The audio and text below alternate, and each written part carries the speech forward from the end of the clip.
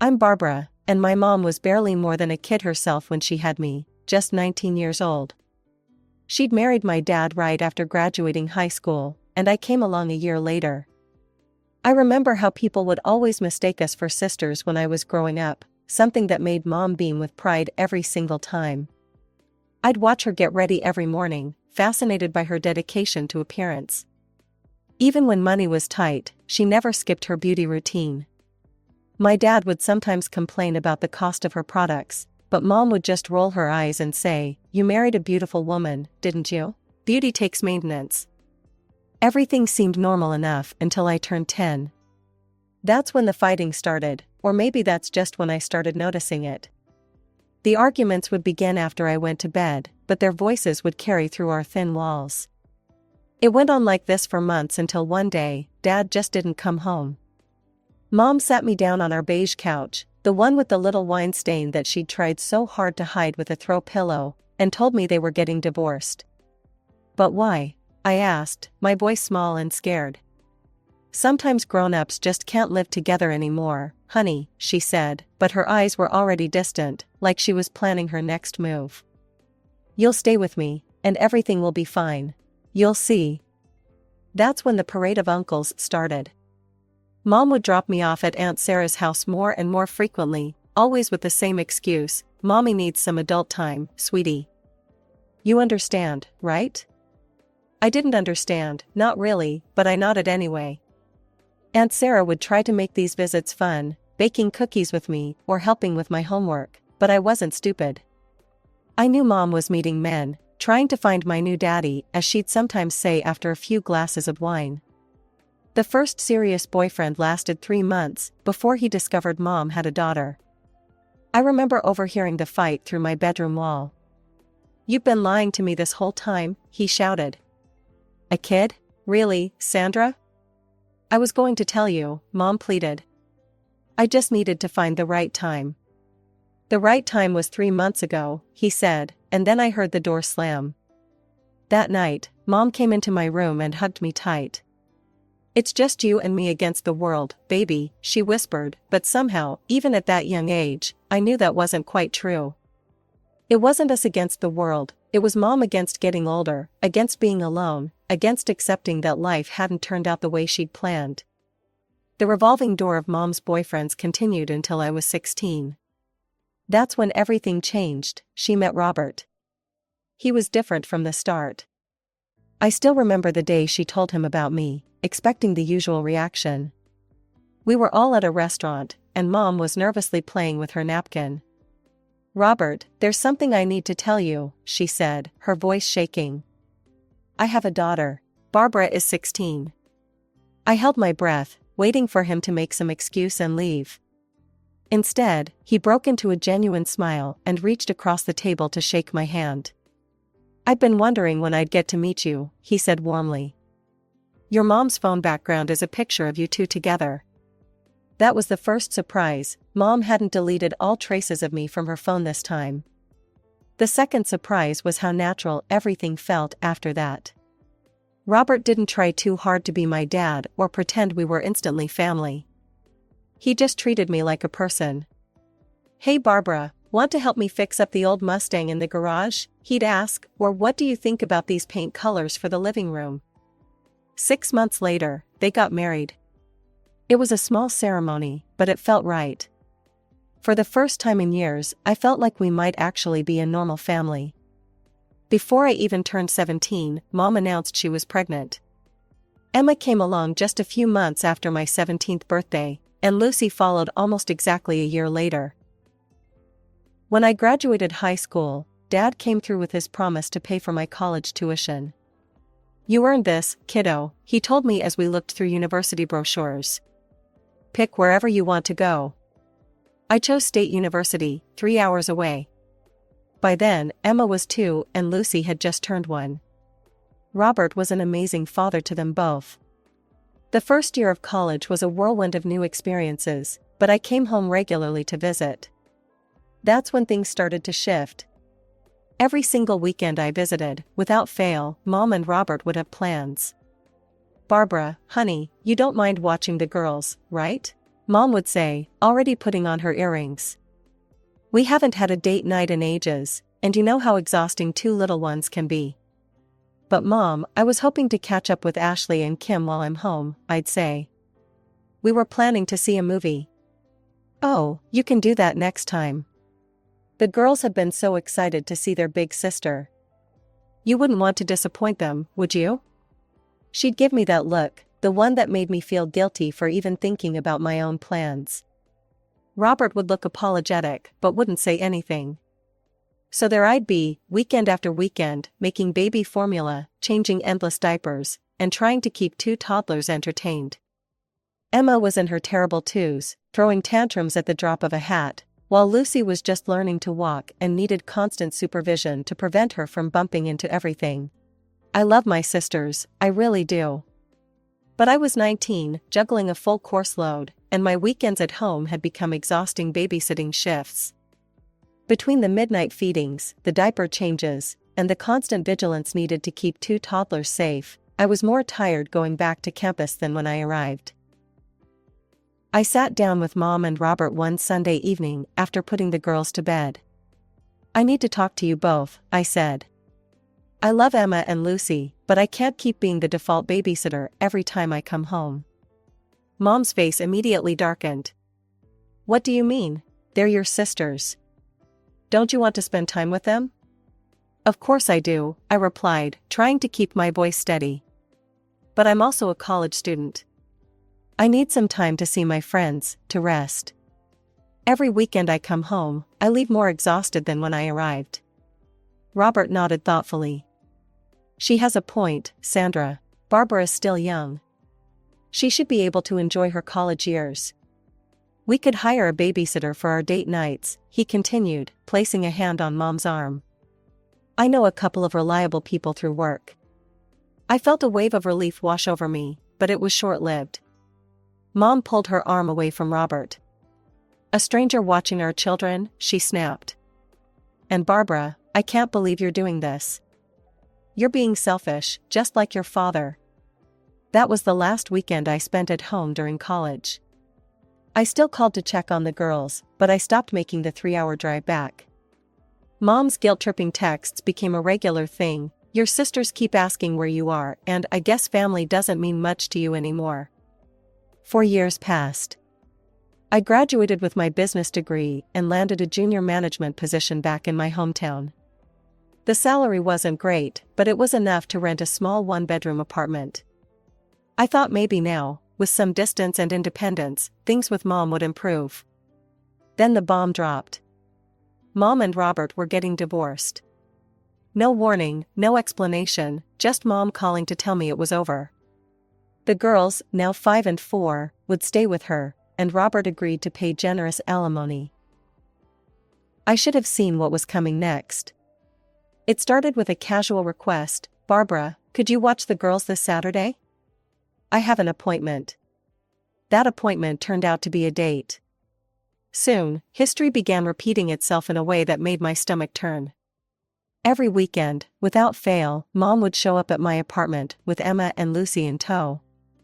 I was putting in 60-hour weeks at work, taking every extra shift I could get, determined to climb the corporate ladder. My rare days off should have been for catching up on sleep, meeting friends for coffee, maybe even dating. Instead, I found myself building pillow forts and mediating sisterly squabbles while Mom was out living her life, as she put it. The worst part? I couldn't say no. Not when Emma would look up at me with those big brown eyes, asking if we could make cookies together. Not when Lucy would curl up in my lap with her favorite storybook. They were innocent in all this, just like I had been at their age. One sleepless night, after another weekend of babysitting, I found myself scrolling through Mom's social media. What I saw made my blood run cold. Her profile was filled with selfies at bars, restaurants, and yoga studios, but Emma and Lucy were nowhere to be found. It was like they didn't exist in her online world. I did find one photo of myself with her, taken at a cafe last summer. The caption read, "Such a lovely lunch date." Can you guess if this is my sister or daughter? Forever 21, good genes. The comments made me want to scream. OMG Sandra, definitely your sister. You look way too young to have a daughter that age. Girl, you look younger than her. What's your secret? Sisters for sure. You're aging backwards. I laughed, but it was hollow. The reality hit me like a ton of bricks. Mom was doing exactly what she'd done with me years ago, hiding her children to appear more attractive to potential partners. History wasn't just repeating itself, it was getting worse. Robert would call me regularly to check on the girls. He was still such a good father, always asking about their schoolwork, their friends, if they needed anything. How are they really doing, Barbara? He'd ask, concern evident in his voice. Sandra doesn't tell me much anymore. I hated lying to him. They're good, Robert. Mom's taking good care of them. The words tasted bitter in my mouth, but Mom's warning echoed in my head, don't you dare tell Robert anything. He'll just try to take the girls away. Then came the day that changed everything. I stopped by Mom's house unannounced, arms loaded with bags of fresh fruit and treats for the girls. The moment I walked in, Emma and Lucy descended on the food like they hadn't eaten in days.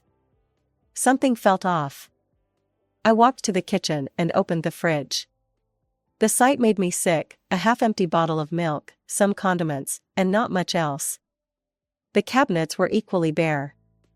Mom, I screamed, storming into her bedroom where she was trying on new clothes. Why is there no food in this house? What are the girls eating? She lifted her chin, showing off her newly tightened neck. Don't be so dramatic, Barbara. I had to get some work done. The alimony only stretches so far, and I need to look young if I want to find a good man. The girls can survive on simple meals for a few weeks. I felt something snap inside me. Are you serious? You spent their food money on plastic surgery? It's an investment in our future, she replied calmly. Once I find a wealthy husband, the girls will have everything they need. I'm calling Robert right now, I threatened, pulling out my phone. Mom's face crumpled. Please, Barbara. I promise it won't happen again. I'll go grocery shopping tomorrow. Just don't tell Robert, please. I put my phone away, but my hands were shaking with rage. I mean it, Mom. If I ever find out you're neglecting them again, I'm telling Robert everything. No more secrets, no more lies. And you can kiss your alimony goodbye. Just over a month after the refrigerator incident, Mom showed up at my apartment looking pale and distressed. Her usual perfect makeup was missing, and her hair hung limp around her face. Barbara, honey, I need your help, she said, her voice weak. I have to go to the hospital for emergency surgery today. I need you to watch the girls for a few days. I felt my heart race. What's wrong? Are you okay? The doctors found something, she said vaguely, pressing a hand to her stomach. I need to go in right away. Please, I have no one else to turn to. What about a professional babysitter? I suggested. I can pay for one myself. Someone who does this full-time could. No, Mom cut me off sharply, then softened her voice. No strangers. I don't trust them with my babies. Okay, well, what about Robert? He's their father. Or Aunt Sarah? Mom shook her head. Robert's not answering his phone, and Sarah's out of town on business. Please, Barbara, I'm desperate. I looked at Emma and Lucy standing quietly beside her, clutching their little backpacks. What choice did I have? Let me call my boss, I sighed, already reaching for my phone. I had to use my unpaid personal days, but at least my job was secure. The first day was exhausting. The girls seemed more unruly than usual, probably picking up on the stress of the situation. Emma threw tantrums over everything, the wrong color cup, Lucy touching her toys, the sandwich cut in squares instead of triangles. Lucy followed her sister's lead, and soon I had 2 screaming children on my hands, more often than not. By the second day, I was running on fumes. Between cooking meals, doing laundry, cleaning up endless messes, and trying to keep them entertained, I barely had time to breathe. I'd just gotten them down for a nap when my phone rang. Hey, Barbara, It was my friend Kelly, who lived near Mom's house. Some party your mom's throwing. There's loud music, tons of cars parked outside, and they've got these gorgeous string lights everywhere. Must have taken hours to set up. Is it someone's birthday? That's impossible, I said, my voice shaking. My mom's in the hospital having surgery. The girls are here with me. You must be looking at the wrong house. Barbara, I'm literally standing at my window right now. I can see your mom's red front door from here.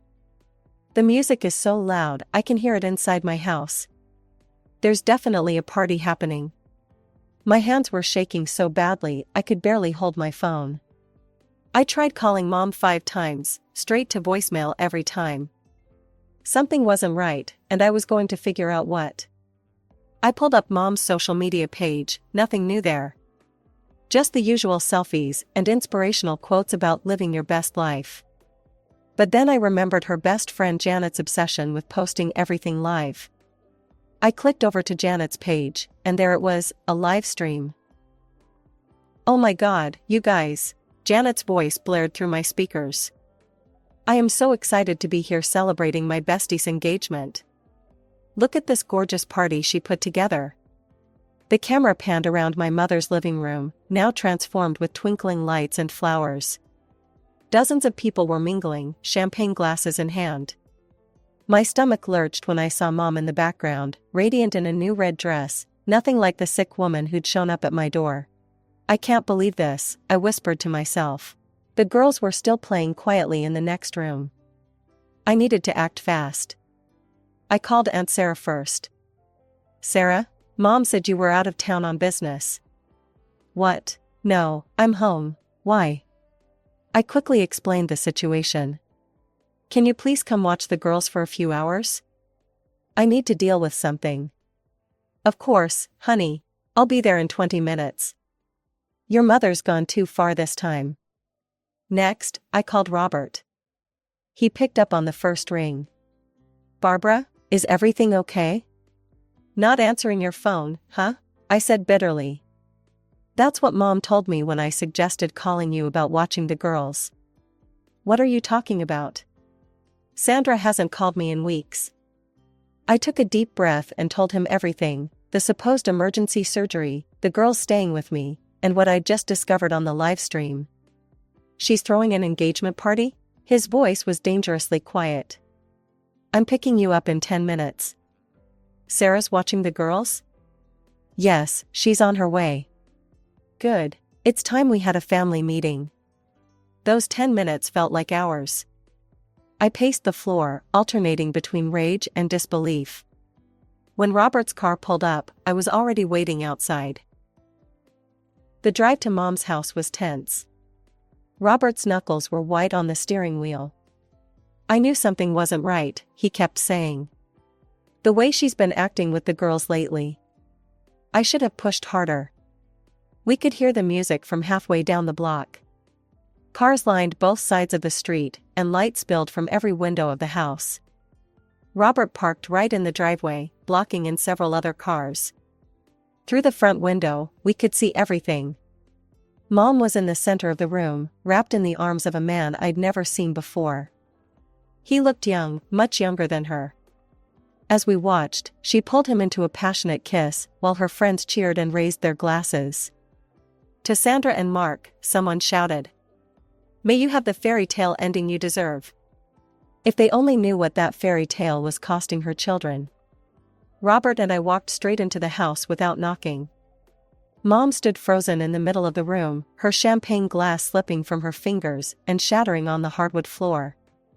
Barbara? Robert? Her face went from flushed to pale in seconds. What are you doing here? Funny, I said, my voice carrying across the now quieting room. I was about to ask you the same thing. Shouldn't you be in the hospital having emergency surgery? The young man beside her, Mark, I presumed, looked confused.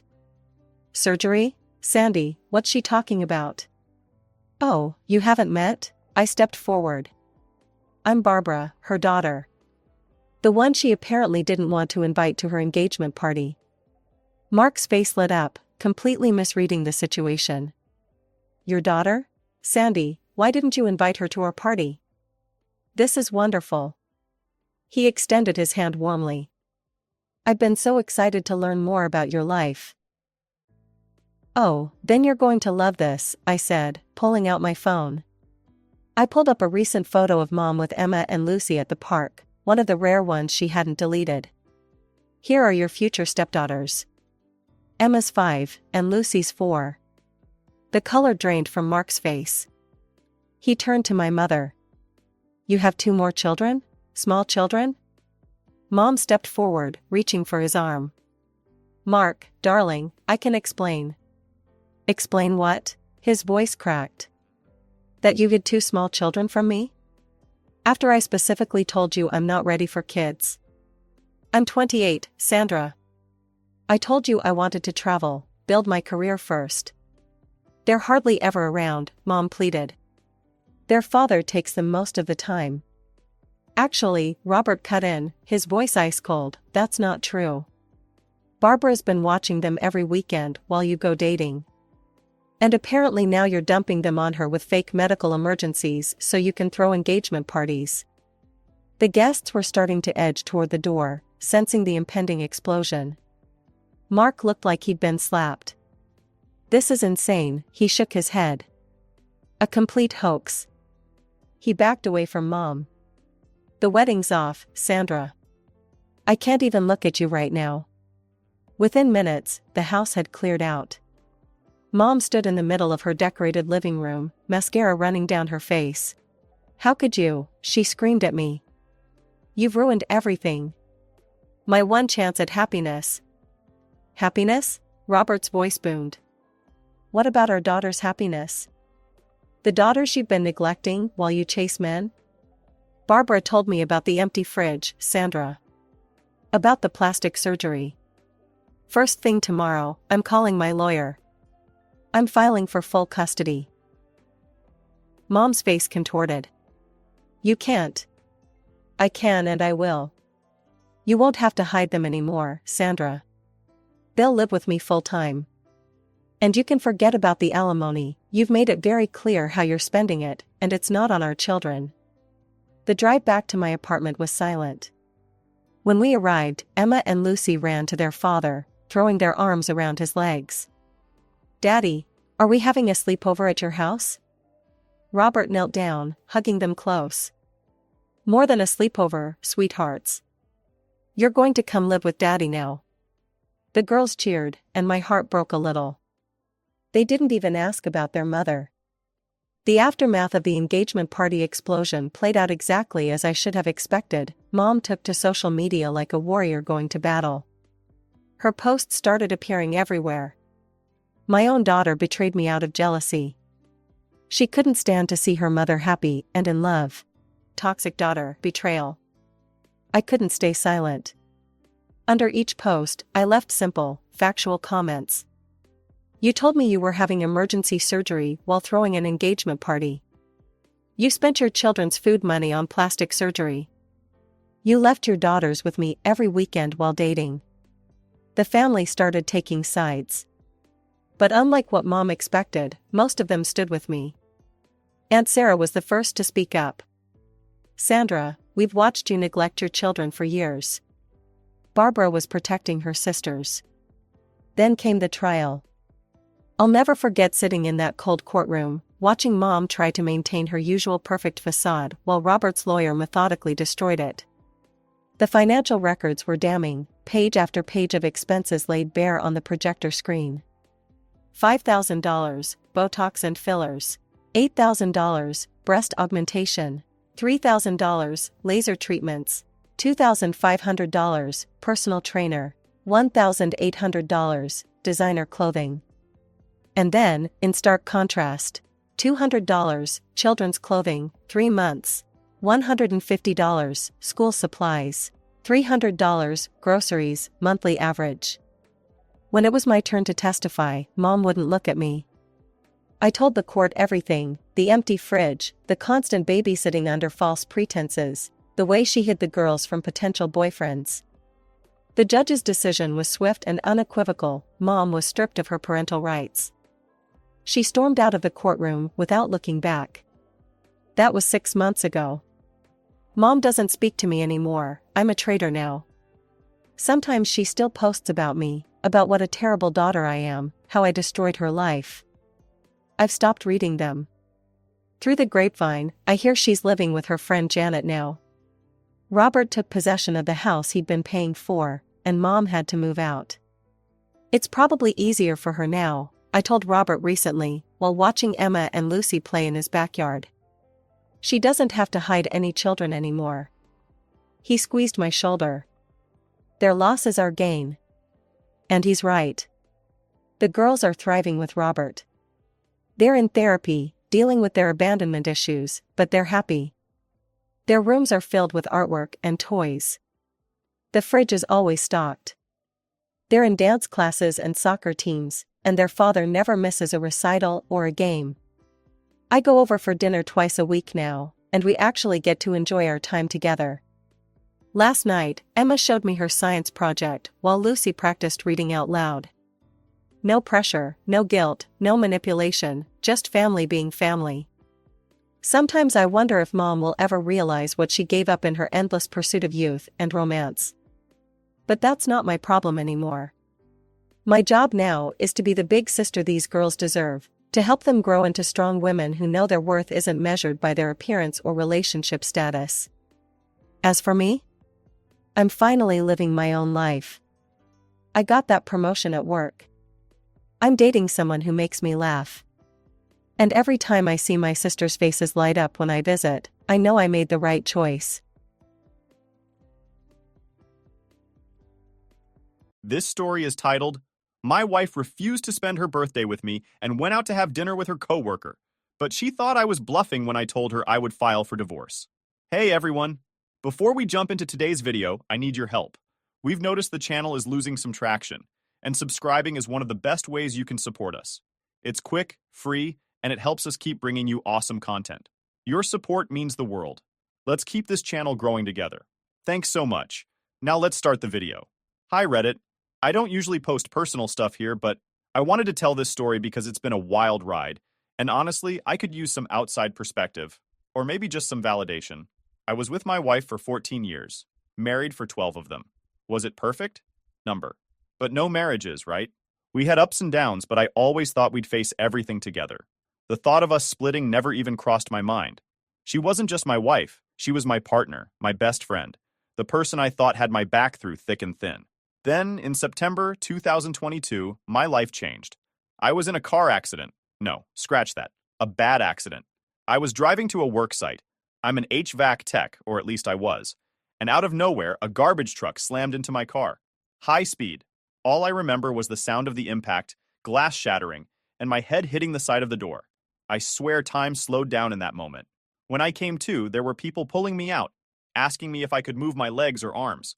I didn't even understand what was happening at first. I was too out of it. Here's the thing. I didn't break anything, thank God.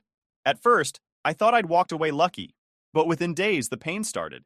It was this deep, burning pain in my lower back, like someone had lodged a knife in there and just left it. At first, I thought it would go away, but it didn't. I tried to tough it out.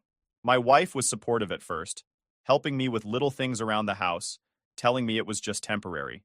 But after about 2 months of me limping around, things shifted. I can't pinpoint exactly when, but I started noticing her sighing more, or the way she'd roll her eyes when I asked her to grab something I couldn't bend down to get. Little things. At the time, I told myself it was stress. After all, me not working meant we were down to one income, and I know that's hard. But still, something was different. By December 2022, I tried to go back to work. My doctor wasn't happy about it, but I hated feeling useless. I convinced him to let me try, and I gave it everything I had. I lasted 3 days before I collapsed while loading tools into my van. The pain was unbearable. My boss told me to go home, and my doctor officially took me off work indefinitely. That's when the reality hit me. I wasn't going back anytime soon. I felt like I was letting my wife down. I'd always been the kind of guy who pulled his weight. I worked hard, paid bills, fixed things around the house. Now I was broken, and I couldn't help but feel like a burden. I tried to keep my spirits up. I applied for financial help to cover the mortgage and bills. We qualified, which helped take some pressure off her. I thought maybe things would calm down, and we'd get back to normal. But then came May, 2023, the appendix incident. I woke up in the middle of the night drenched in sweat. My stomach felt like it was being ripped apart from the inside. I tried to tough it out for a few hours, but the pain just kept getting worse. Around 5 a.m., I woke her up and told her, "Something's wrong. I need to go to the hospital." She groaned and looked at me like I'd asked her to do the most annoying thing in the world. "Are you sure it's that serious?" I couldn't believe it. I was literally doubled over in pain. I told her, "Yes, I need to go now." And you know what she did? She fixed her hair and makeup before we left. I sat in the car, hunched over, waiting for her to be ready.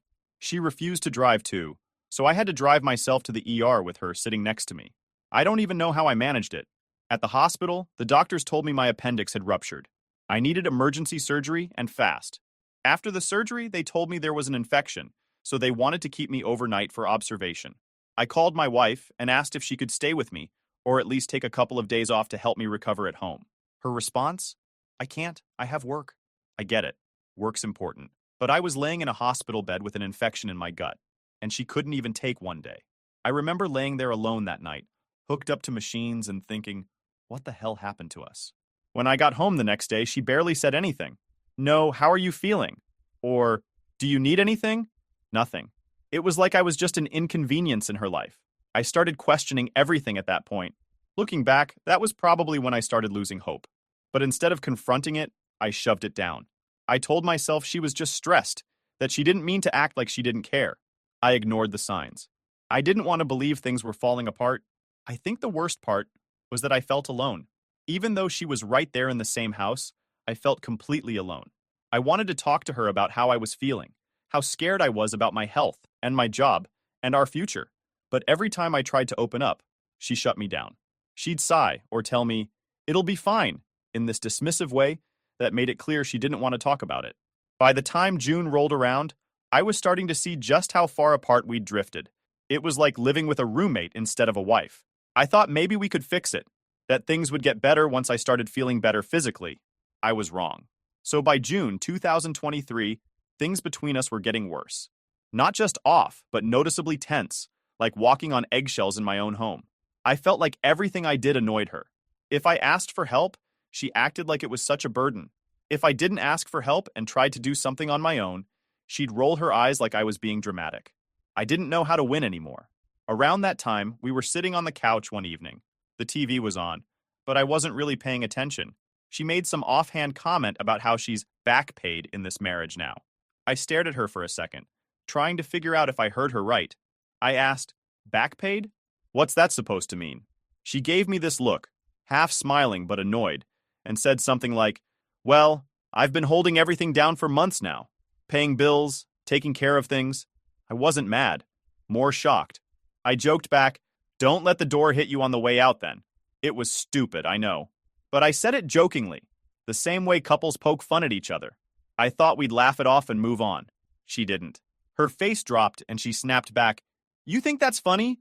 Do you have any idea how trapped I feel right now?" I didn't know what to say. Trapped? I'd been dealing with my accident, the back pain, surgery, all of it. I wasn't asking for her sympathy. I just needed her to hang in there with me. I told her, "Look, I get it. This situation sucks for both of us. I know I haven't been able to work, but I'm doing everything I can to fix it. I applied for financial help for the mortgage so you wouldn't have to do everything alone." She shrugged like it didn't matter. "Yeah, but I'm still the one paying for everything." It stung. I felt like no matter what I did, it wasn't enough. I didn't bring it up again because I thought maybe she just needed to vent. But things got weirder after that. A few days later, she told me she was going to spend the night at a coworker's place. I asked her why, and she said she needed to talk to someone about her feelings. I didn't want to argue, so I told her, "If it helps you, go ahead." In my head, I thought, maybe this is good. Maybe she'll come back feeling better, and we can work on us. The next week, she mentioned her birthday was coming up. I assumed we'd spend it together like we always did. I mean, we'd been together for 14 years. I never even thought to ask. So I brought it up casually one night, like, "Do you want me to make reservations somewhere, or do you want to just do something at home?"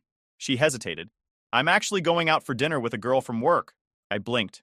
"You don't want to spend your birthday with me?" She kind of smiled, but it wasn't a warm smile. "I already made plans. It's just dinner." It hurt. I'm not going to lie. Her birthday had always been special to me, and I tried to make every year better than the last. So the fact that she'd rather spend it with someone else hit me hard. I didn't argue, though. I told myself she probably just needed a break from all the stress. The next day, something felt off. I don't know why, but I couldn't shake the feeling that she wasn't telling me the whole story. Maybe it was because I'd never even heard her mention this girl from work before. So I asked her straight up, "Who's the coworker you're going to dinner with?" She looked annoyed. "Why does it matter? It's just a friend." I wasn't convinced. I said, "Is it a guy?" She froze for a second.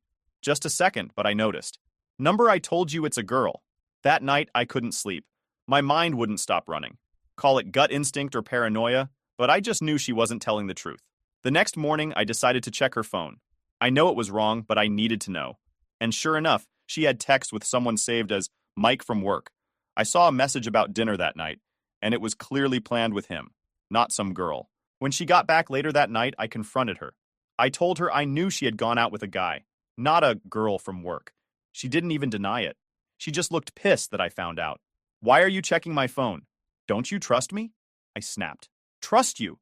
You literally lied to my face about who you were with. If you didn't do anything wrong, why lie?" She yelled back that she was tired of me always being around, that I was smothering her. "I just needed a night out. Is that so hard to understand?" I couldn't believe what I was hearing. This was her birthday, and instead of spending it with me, her husband, she chose to lie and go out with another guy.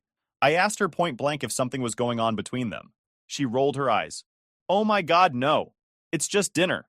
We fought for hours that night. By the end of it, I was so drained that I packed a bag and drove to my mom's house to cool off. I just needed to get out and think.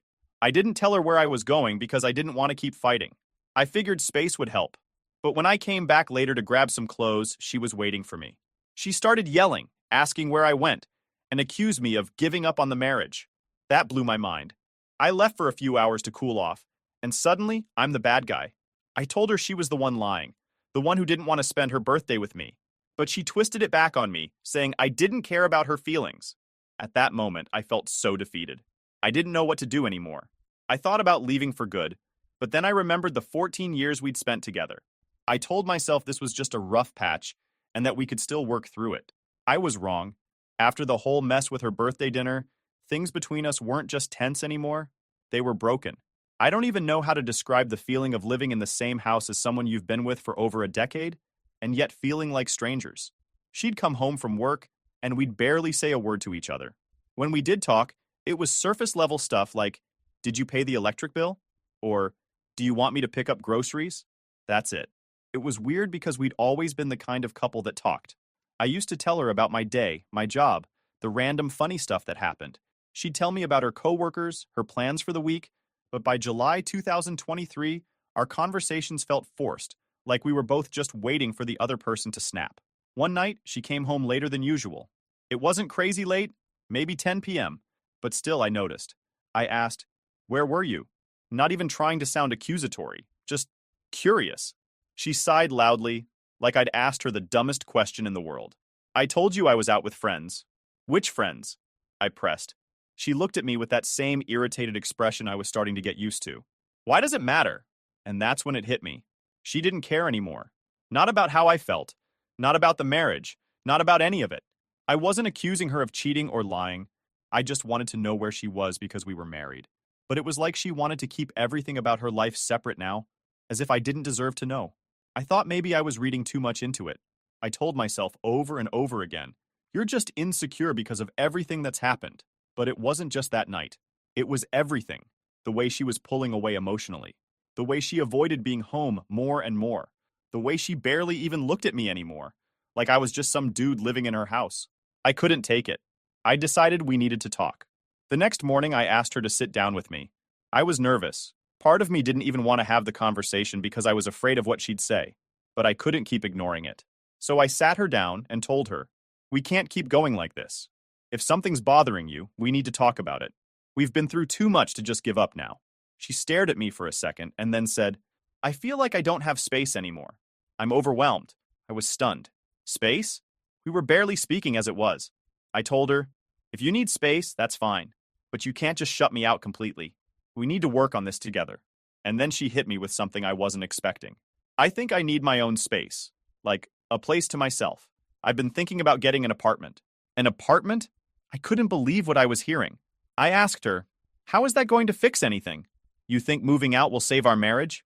She said, "Yes, because I need time to clear my head." I didn't buy it. I told her, "If you move out, that's not fixing anything. That's running away. And you know I can't pay for this house by myself right now." She shrugged, like it wasn't her problem. "I can't live like this anymore."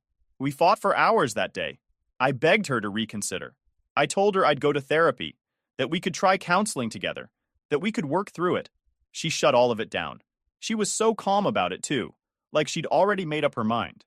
I told her straight up, "If you move out, I'll file for divorce." She rolled her eyes and said, "You're not going to do that." The next few weeks were brutal. She started actively looking for apartments, and I could feel her slipping away even more. Every day she came home, it was like living with someone I didn't know. I tried to be civil, but I couldn't hide how hurt I was.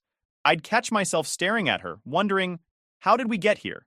At one point, I asked her again, "Are you sure this is what you want? You're really going to leave?" She said, "Yes, I think it's for the best." I didn't understand it. We'd been together for 14 years, and now she was acting like it was nothing, like I was nothing. A week before her move-in date, something didn't sit right with me. I started thinking about all the times she came home late, all the coworkers she hung out with, and how distant she'd been for months. My gut told me there was more going on, and I couldn't ignore it anymore. While she was at work, I did something I'm not proud of. I went through her Apple Watch. She'd left it on the kitchen counter that morning, and I knew it was connected to her phone. I told myself I was crazy, that I wouldn't find anything, but I had to know. What I found made me sick. There were texts between her and a guy, Mike from work. The messages had been going on for months. Months. I saw one where she texted him saying, "I want you so bad. When can we hook up?" I sat down on the kitchen floor, staring at that tiny screen, feeling like my whole world had just cracked open. When she got home that night, I confronted her. I told her I saw the messages. At first, she laughed. Actually laughed. "Are you serious? You went through my stuff?" I wasn't backing down. I said, "You've been talking to him for months. You're planning to hook up with him. What else am I supposed to think?" Her face shifted. She said, "It's just a joke. You're blowing this out of proportion." I couldn't believe what I was hearing. I told her, "A joke? You think it's funny to talk like that with another guy?" That's when she snapped and admitted it. "Well, maybe if you actually gave me attention, I wouldn't have to look somewhere else." That was it. I didn't even know what to say. For months, I'd been trying to fix things, and now I realized she didn't care. She'd already checked out. She moved out in August 2023, and I let her go. When August 2023 rolled around, I felt like I was stuck watching my own life fall apart in slow motion. My wife had found an apartment, signed the lease, and was officially moving out. I wish I could tell you I fought harder to stop her, but the truth is I was exhausted, mentally and emotionally. At some point, you just hit a wall, you know? That last week before she moved out was brutal. The tension in the house was unbearable. We weren't really talking anymore unless it was something necessary, like coordinating when the movers were coming, or what furniture she planned on taking. I didn't argue about who got what because, honestly, I didn't care. I just wanted it to be over. The day she packed up, it felt surreal. I watched as boxes of her things disappeared from the house we'd built together over the last decade. She was surprisingly calm through the whole thing, which somehow made it worse. There was no crying, no reminiscing, no sign that this was difficult for her. It was like I didn't even exist to her anymore. At one point, I asked her, "Why are you doing this? Can you just explain it to me one more time?"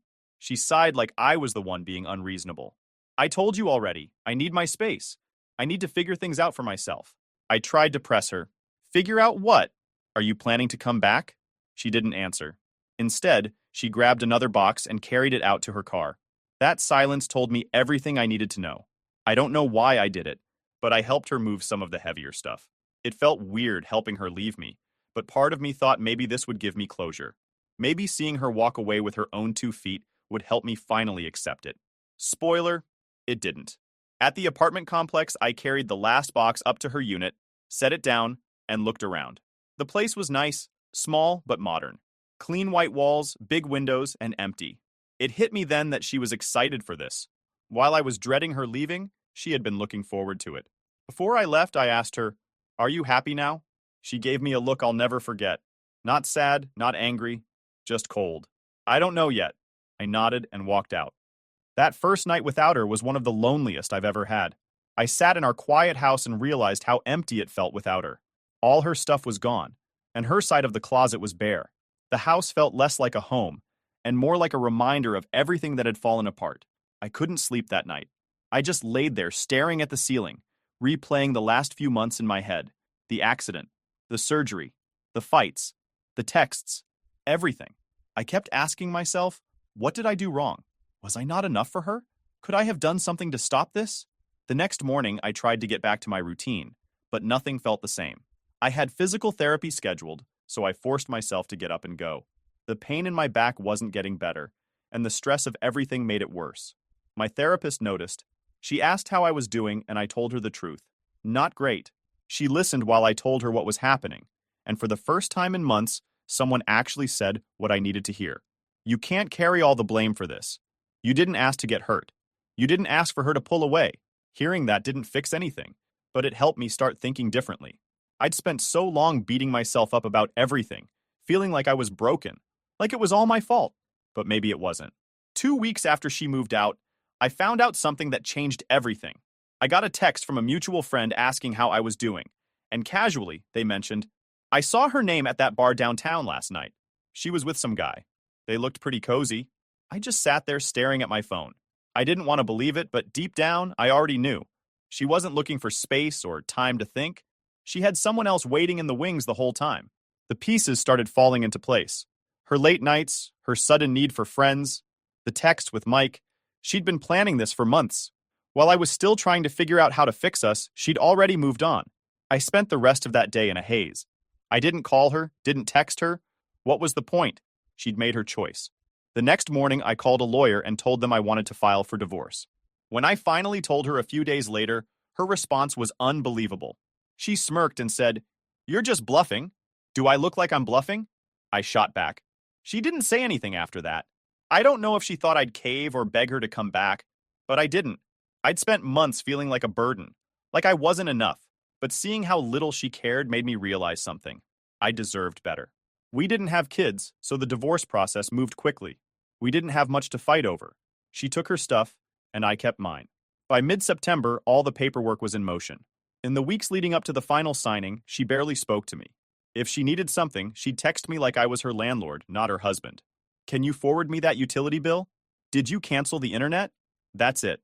One day, she called me out of the blue and asked for a favor. She'd totaled her car in an accident. Ironic, I know. And wanted to borrow my car to get to work. I told her no. Then she said, "Well, can you drive me to work then?" I couldn't believe the nerve. "You're not my problem anymore," I told her, and I meant it. She hung up on me, and that was the last real conversation we had. By the time the divorce was finalized in December 2023, I didn't feel relieved. I just felt numb. I thought about all the years we'd spent together, 14 years of memories, good and bad, and it hit me that the person I thought I knew was gone. Or maybe she was never who I thought she was to begin with. She moved on like I never existed.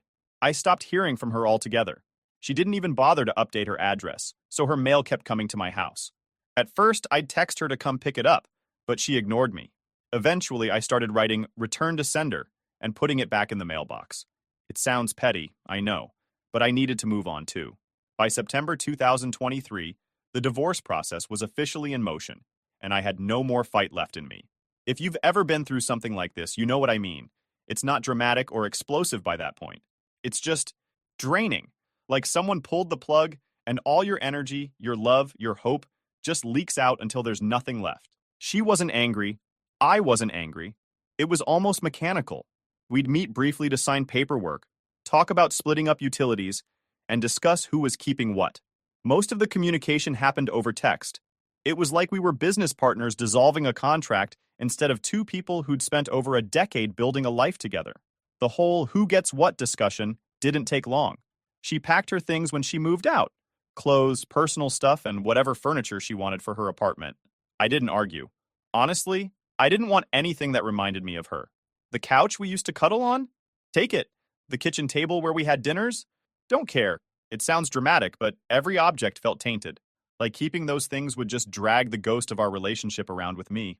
When it came to the house, I decided to stay. I know some people sell the house in a divorce to get a fresh start, but I couldn't.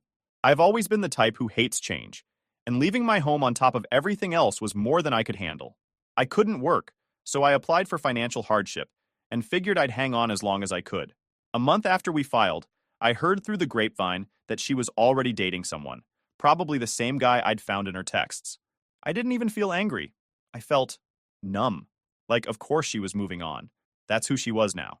The version of her that cared about me, supported me, and treated our marriage like it mattered, she was gone. The hardest part of those months wasn't the divorce paperwork or hearing about her new life. It was the silence. After 14 years of having someone there, someone to talk to, even just sit with, it was jarring to wake up in an empty house. The quiet was almost suffocating. I started to notice how little I was taking care of myself. I'd skip meals without realizing it. I stopped doing things I used to enjoy, like tinkering with my tools or watching sports. I'd just sit on the couch staring at my phone, scrolling through pointless stuff for hours because I didn't know what else to do. One day, my mom came over to drop off some food. She looked around the house, saw how messy it had gotten, and said, "You can't keep living like this. You have to pick yourself up." I didn't snap at her because I knew she was right, but at the same time, I wanted to say, how? How do I start over after everything I've been through? Between the accident, my injuries, losing my marriage, and feeling like a shell of who I used to be, I didn't know where to begin. The turning point came in October 2023. That's when I got a phone call from her. It was out of the blue, and when I saw her name on my screen, my stomach dropped. I didn't know if I should answer or ignore it, but curiosity got the best of me. "Hello? Hey," she said flatly. "No. How are you?" No small talk. She got straight to the point. "I need to borrow your car." I couldn't believe it. "What?" She explained she'd been in a car accident. Her car was totaled, and she needed a way to get to work. I asked if she was okay, and she shrugged it off like it was nothing. "I didn't go to the hospital. I'm fine." Then she said, "Can I borrow your car for a while?" I almost laughed. After everything we'd been through, this is what she called me for? Told her, "No, that's not happening." She didn't like that. "Well, can you drive me to work then?" "No," I said again, this time firmer. "I have physical therapy appointments and doctor visits. I can't help you." Her tone shifted. "That's not my problem." That's when I snapped. "You're right. It's not. And you're not my problem anymore either." She hung up on me and I sat there staring at the screen for a minute. For the first time, I felt free. Like I finally realized I didn't owe her anything. Not my time, not my car, not my energy. She made her choices and now she had to live with them. From that day forward, I stopped caring about her. Not in a bitter, angry way, just in a "this is over" way. I stopped checking her social media. I stopped asking mutual friends about her. I focused on myself instead. In the weeks leading up to the divorce being finalized in December, I started pulling myself together. I still had pain from my back injuries, but I pushed myself to be more active. I started small, taking short walks outside, trying to fix up little things around the house that had been neglected. It wasn't much, but it was something. The final court date came, and we didn't say much to each other. She looked different, like a stranger wearing my wife's face. I handed over the last of the paperwork. The judge signed off on everything, and just like that, we were no longer husband and wife. When we left the courthouse, she looked at me and said, "Good luck." I didn't say anything back. I just walked to my car and drove home. I thought I'd feel relief when it was finally over, but all I felt was empty. It's strange, really. You spend years building something with someone, and then one day, a few signatures on a piece of paper make it like it never happened. The weeks after that were quiet but different. The silence in my house didn't feel suffocating anymore. It felt peaceful. I stopped thinking about what she was doing or who she was with. I started focusing on my health, my pain management, and what I wanted my future to look like. I guess in a weird way, I have her to thank for that. By the time the new year rolled around, I realized that I'd been stuck in survival mode for months. My divorce was finalized in December 2023, and as much as I tried to mentally prepare myself for that day, it still hit me like a punch to the gut. The weirdest part? It wasn't even sadness anymore. It was just emptiness. Like the life I thought I'd have was just gone, and I didn't know what came next. The weeks after the divorce were slow, but they gave me something I didn't expect: clarity. Without her in the picture, I didn't feel like I was walking on eggshells in my own home anymore. The quiet stopped feeling lonely, and I started finding peace in it. I'd sit in my living room, coffee in hand, just listening to the hum of the heater and the occasional sound of cars passing by outside. It sounds lame, I know, but it was the first time in months I felt calm. I made it my mission to focus on myself, something I hadn't done in years. Between the back pain, the marriage falling apart, and my inability to work, I'd completely lost myself. I started setting small goals. First, I forced myself to get into a basic routine, wake up at 7 a.m., shower, eat breakfast, and get outside for a short walk every morning. My physical therapy appointments were still ongoing, and I made sure I never missed one. I also worked on the house. It was little stuff at first, like cleaning up the kitchen or organizing the garage, but every small task felt like a win. The house didn't feel so heavy anymore. It started to feel like mine again. I moved her leftover things to the basement and eventually threw out or donated the stuff I knew she'd never come back for. It was my way of reclaiming my space.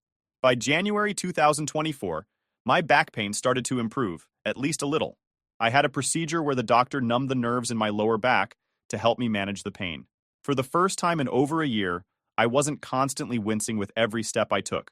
I still wasn't 100%, but I started feeling hopeful that I might get back to normal someday, or at least close to it. Thanks for being here. Subscribe to Cheating Stories Best, so you don't miss new stories. What if an outwardly perfect family life hides cheating and deceit? Learn how one unexpected discovery destroyed 25 years of marriage. Today's story is a similar story. Enjoy watching it. A year ago, our children threw us a party to celebrate our 25th wedding anniversary. It was a grand event with all the trappings. All our friends were invited, and we received a bunch of gag gifts.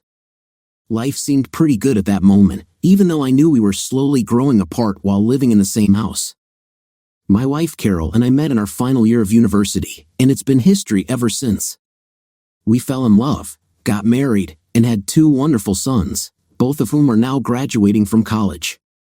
We are now almost empty nesters and should have enjoyed the fruits of our labors, but we had a little problem. I'm younger, but she's not.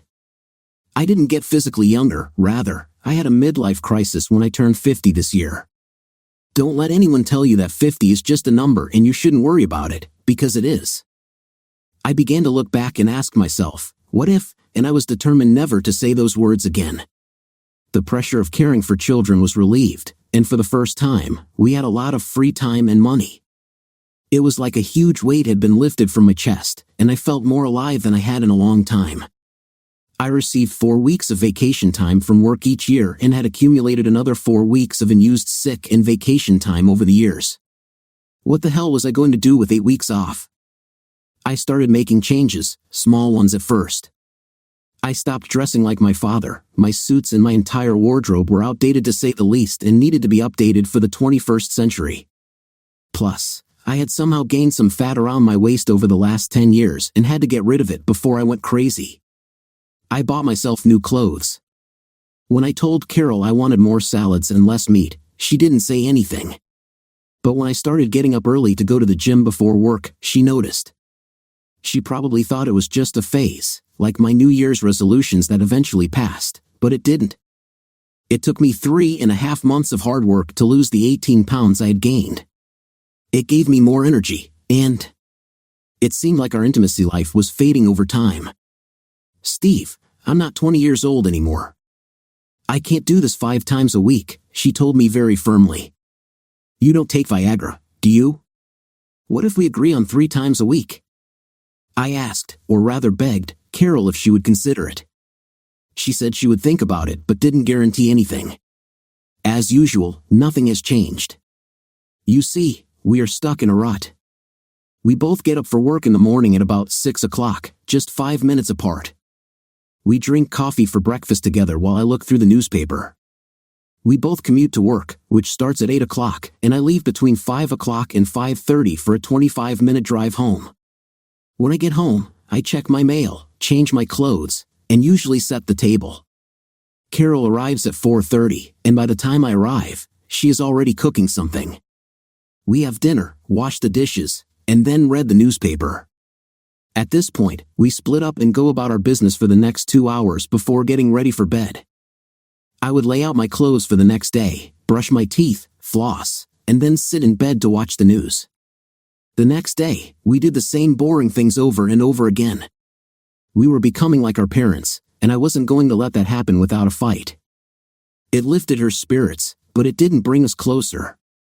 When we didn't make love for the first week, I didn't say anything. When this went on for 2 weeks, I started dropping hints. Damn, when this went on for 3 weeks. Steve, what kind of question is that? Of course I like it. Then why don't we do this more often? Steve, we do this all the time. Honey, it's been 3 weeks. I haven't bothered you, but I wanted to wait and see how long you wouldn't notice. But it seems like you didn't notice. If so, we better get started because it's getting late. Carol, I don't see this as some kind of duty that needs to be done and forgotten. I think of it as something special that brings us closer together. I tried to explain, but she didn't listen. Steve, do you want to do this or not? She finally asked, annoyed that I criticized her for not wanting to have intimacy anymore. It looks like no, I'm not in the mood anymore, I told her sharply. Let's get to work on this, otherwise, you won't let me forget it. I'll refuse, she said, getting up and going to the bathroom. I took 3 Advil for the headache I now had, went back to bed, and said goodnight to her with my back turned. Don't say I didn't offer, Carol said with a disdainful tone as she opened her book. I stopped asking after that night. I moved my workouts from the morning to the evening, which meant we no longer had dinner together. I liked it better because it gave me a chance to relax after work and there were more people in the gym to socialize with. Carol started leaving me a plate of leftovers in the oven, but after 2 months that stopped, and I started making my own dinner or stopping after a workout for a snack. We were growing more and more distant from each other, and if I saw it, then she must have seen it too. It had been almost 4 months since our last lovemaking session, and I was determined to get her to initiate it, even if it took forever. My evening showers were getting longer and longer. I started replacing or updating my clothes piece by piece, and even a few women at work noticed, but my wife didn't say a word. Are you going to stop being so depressed this year, or should I book you for next January? Carol said as I turned off the light that night. What? You heard me. You're playing a stupid game, and I'm tired of it, she said, with the tension in her voice that I was already used to. Could you explain what game you're talking about? I asked. Steve, don't make a fool of yourself. Just because I don't give you intimacy 24 hours a day, you're sulking, but it won't work. She now screamed at me, Carol, you asked me not to pester you about intimacy anymore. I'm just doing what you asked. You said you weren't 20 anymore and weren't interested in it, so I was just waiting for you to be in the mood. Don't tell me that crap. You're punishing me for not lying spread-eagled on the bed every night, but that won't work. I can take as much as you, she said smugly. Listen to yourself, Carol.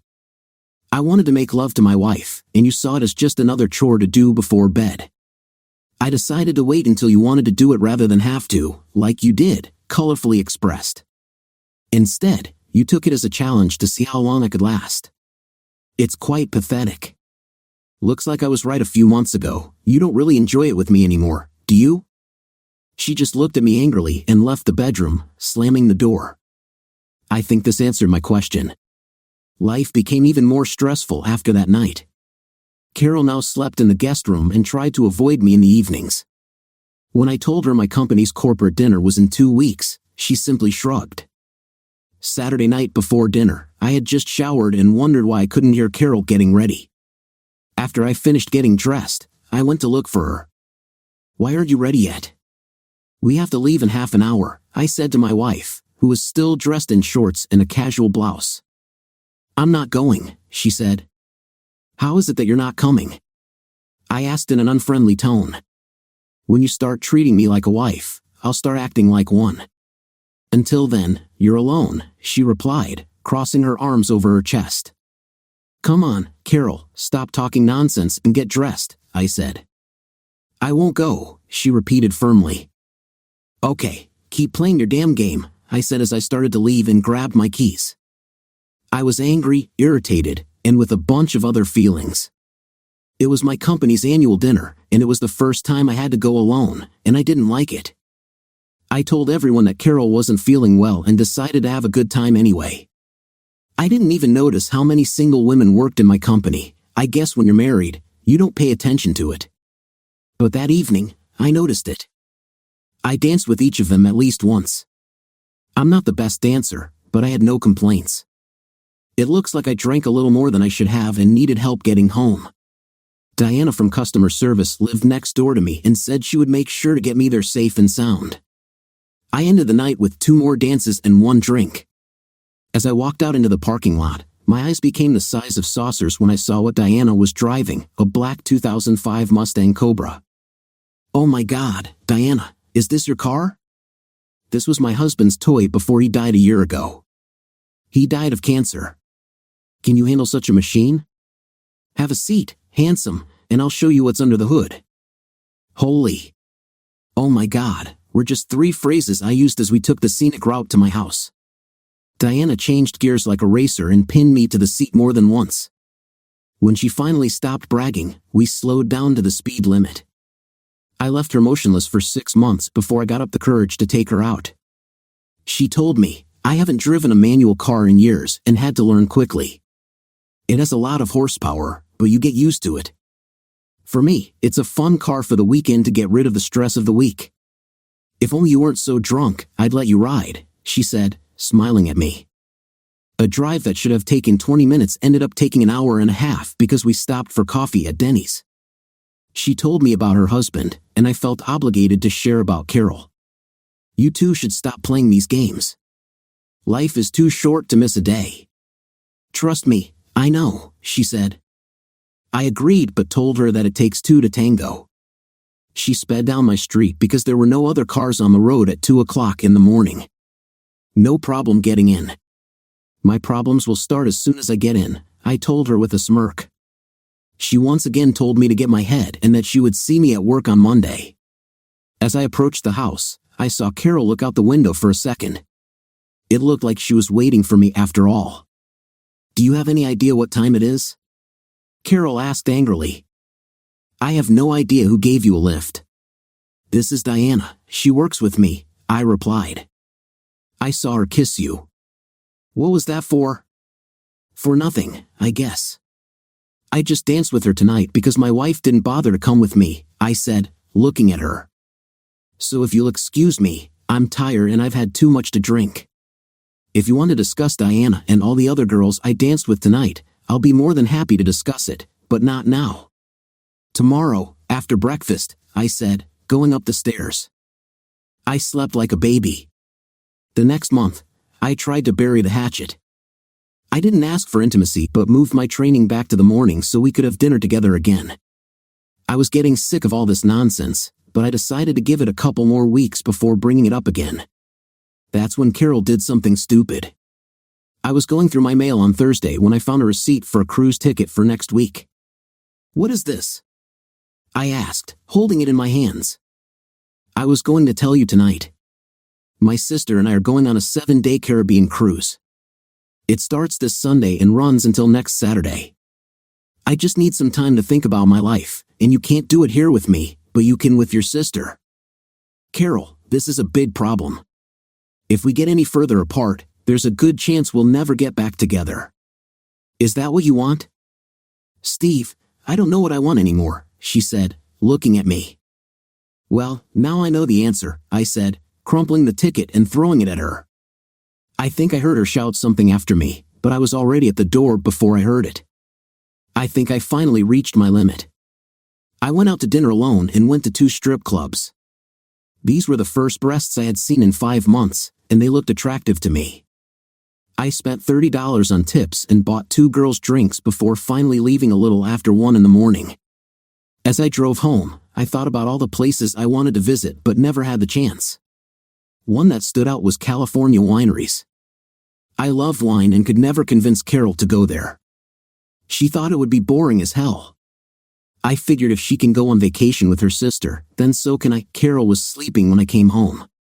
She left me a note saying I was stubborn for leaving without giving her a chance to explain herself. Am I a fool? I said to myself, crumpling up the note and throwing it across the kitchen. I blurted out as I went upstairs and gathered enough clothes to leave. The Holiday Inn across from work was my logical choice since I had only slept 3 hours Thursday night.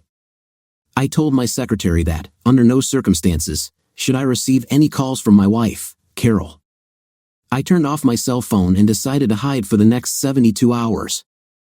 I checked out the winery tours. A 10-day tour, including airfare, food, and transportation, would cost me just over $2,500. I booked it for Saturday when Carol was due back. I turned on my cell phone just once and found 8 calls from Carol asking where I was and why I wasn't answering my calls. I asked Diana what she was doing this Saturday afternoon. "If you're not busy, I'd like to take you up on your offer for a ride."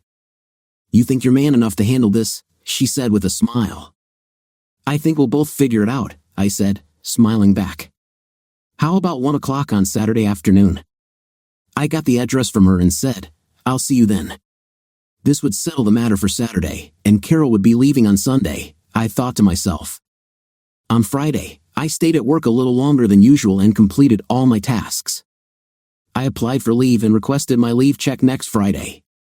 I was really looking forward to it. It's just a shame Carol won't be going with me. I slept in late Saturday morning and had a good breakfast in the hotel dining room. It was a beautiful day, and I made sure to dress appropriately in casual pants and sneakers. When I arrived, Diana had just finished washing the windshield. When she saw me, she smiled. "Just making sure you'd see clearly. You know, that's one of the first things that gets worse when you hit 50, she said, laughing. "I think it's number 3, but damn it, I don't remember numbers 1 and 2. Her car drove like a dream, a little stiff due to the racing suspension but still great. After some time, I could change gears without thinking about what I was doing and even try to accelerate sharply to 95 miles per hour before realizing I was approaching that speed. I need to buy something more exciting than my current Volvo. It's too much for me, but maybe a Corvette could do, I told her as we slowed to a more sedate pace. Something I could drive to work every day and it wouldn't bankrupt me. It was after 4 o'clock when we stopped for gas on the way back to her house. "Diana, do you have plans for dinner? I feel like I owe you more than a tank of gas for your troubles." "Don't you have plans with your wife this evening?" she asked, looking me up and down. "Not today." "How about it?" "My bill, if you say so," she replied. "It's agreed. I need to take a shower, so pick me up at around 6 if that's convenient for you." 6 is great, but dress casually. I know a good Italian place with great food and a great wine list. I had 5 more calls from Carol. I listened to each one as they became increasingly angry. "Damn it, Steve, call me. I'm leaving tomorrow and we need to talk before then," was the last message. I erased it along with the others. The food was excellent, and we shared a bottle of wine during our meal. I didn't bring up Carol, but Diana did. "How are things going with you and your wife?" she asked, sipping wine. "No way. She's leaving on a 7-day Caribbean cruise with her sister tomorrow," I told her. "I thought you were going to work on your problems." I tried, but she didn't want to talk to me. When I found out about the cruise, I just left. It was pretty stupid. Diana said without mincing words. She said she needed time away from me to think about us and where we were going. How can we work on a relationship if we don't discuss our problems? Anyway, she's leaving tomorrow for the Caribbean, and I'm leaving on a 10-day winery tour next Saturday. You're both playing catch-up, and you're both going to lose. Look, if it's over, so be it. Stop these stupid games. But if there's even the slightest chance, you should take it instead of going on separate vacations. She criticized what we were doing. We haven't slept in the same bed in over 6 months. I think my marriage is on the brink of death, and with her leaving, she's basically pulled the plug. When I get back, we'll split everything equally and go our separate ways. I still have enough years to start over before I'm 95 and in a wheelchair. I still think you're both making a mistake, but it's your life. I took her home a little after 10. She invited me in, saying she was alone because her only daughter was away at college, but I refused, knowing that if I had one more drink, I wouldn't be able to drive. The week dragged on as I waited for my trip. I sorted out my clothes and even bought 3 more sets because I had lost another 5 pounds. I figured I could fit everything into 2 medium suitcases, which was the maximum the airline would allow without extra charge. Carol sent me 2 emails telling me that when she got back, we needed to talk. This could be a problem since I wasn't even going to be here. I thought about not leaving any note but decided against it. I wrote, "See you in 2 weeks, at least she'd know I wasn't lying dead in some ditch." Why I didn't do this before is a mystery to me, because 2 days later I was hooked. Every other day we went to different wineries, did excursions during the day, and wine tastings in the evening. I was with a group of 4 couples, a mother and daughter, and one single woman besides myself. We ate together, went on excursions, and generally spent time together. On the 4th day, the only other single member of our group approached me. "Steve, right?" she asked. "Yes, it's me." "And your name is Lori, right?" I answered with a smile. "Since we're both here alone, would you like to join me on an optional excursion to the old Spanish missions tomorrow?" she suggested. "They need at least 2 people, and you're the only one I know here." "Sounds great. I'm glad I brought a good camera." They said it would take about 4 hours, including travel time and the tour itself. They will send a car for us right after our tour of the winery tomorrow. Lori organized everything. We sat together at dinner that evening. Lori was divorced and said she decided to do something new every year. She took up diving last year after receiving her certification and planned to go on a cruise to Alaska next year. "After this, who knows?" she told me. "I see you are married. Why isn't your wife with you?" "She's on a 7-day Caribbean cruise." "You don't like cruises?" They weren't invited. "She decided to take her sister with her," I said quietly, sipping a glass of wine. "Sorry, I didn't mean to pry." "It's okay. I wouldn't have gone anyway. She doesn't seem to value my company anymore." "Well, her loss. So as of this evening, you're officially my date for the rest of this tour. That way, you'll always have someone to eat and talk to," Lori said. "We all eat together and always talk to each other," I said, looking at her with confusion. "I know, it's just official now," she said, smiling and taking my hand. The tour was great, and I enjoyed Lori's company more and more. She mentioned that her ex-husband replaced her with a younger model. I made him pay dearly for that act. Not only did I get half of our assets, but also monthly alimony, which pays for all my little adventures. It's a pity I didn't catch him sooner. I would have loved to try mountaineering, but at 45, I'm not going to take any risks. I've always wanted to go on a wind-powered cruise with few amenities, sailing from island to island. I would have done it already if it weren't for the fact that my wife is a sailor, and I paid for my son's college education before this year. "Don't wait until you're too old to enjoy it," I told her. She warned me. We talked until almost midnight. Everyone else had already gone to bed. When I walked her to her cabin, she kissed me on the cheek and told me that she had a wonderful time and that I was the best companion. "I bet you say that to every married man you date," I told her. "Actually, no, because you're the first. If I didn't know your past, we wouldn't have even gone out tonight. I'm not a homewrecker. I've been in this situation, so you're lucky. Sleep well, we have a big day tomorrow," she said, hugging me and giving me another kiss. I returned to my hut excited and dealt with it on my own. Before I went to bed, I turned on my cell phone and, lo and behold, had 9 messages from Carol. The first ones were quite sharp and short, but the last 3 sounded much more sincere. "Steve, please call. I don't know where you are, and I need to talk to you," she begged. Now she wanted to talk after basically telling me to go to hell for the last 4 months. I erased them again and turned off the phone. 2 days into our trip, we stopped at the most beautiful winery we could imagine. It was built on top of a hill overlooking a lush valley. That evening, during the wine tasting, the sun was setting, and it was almost breathtaking.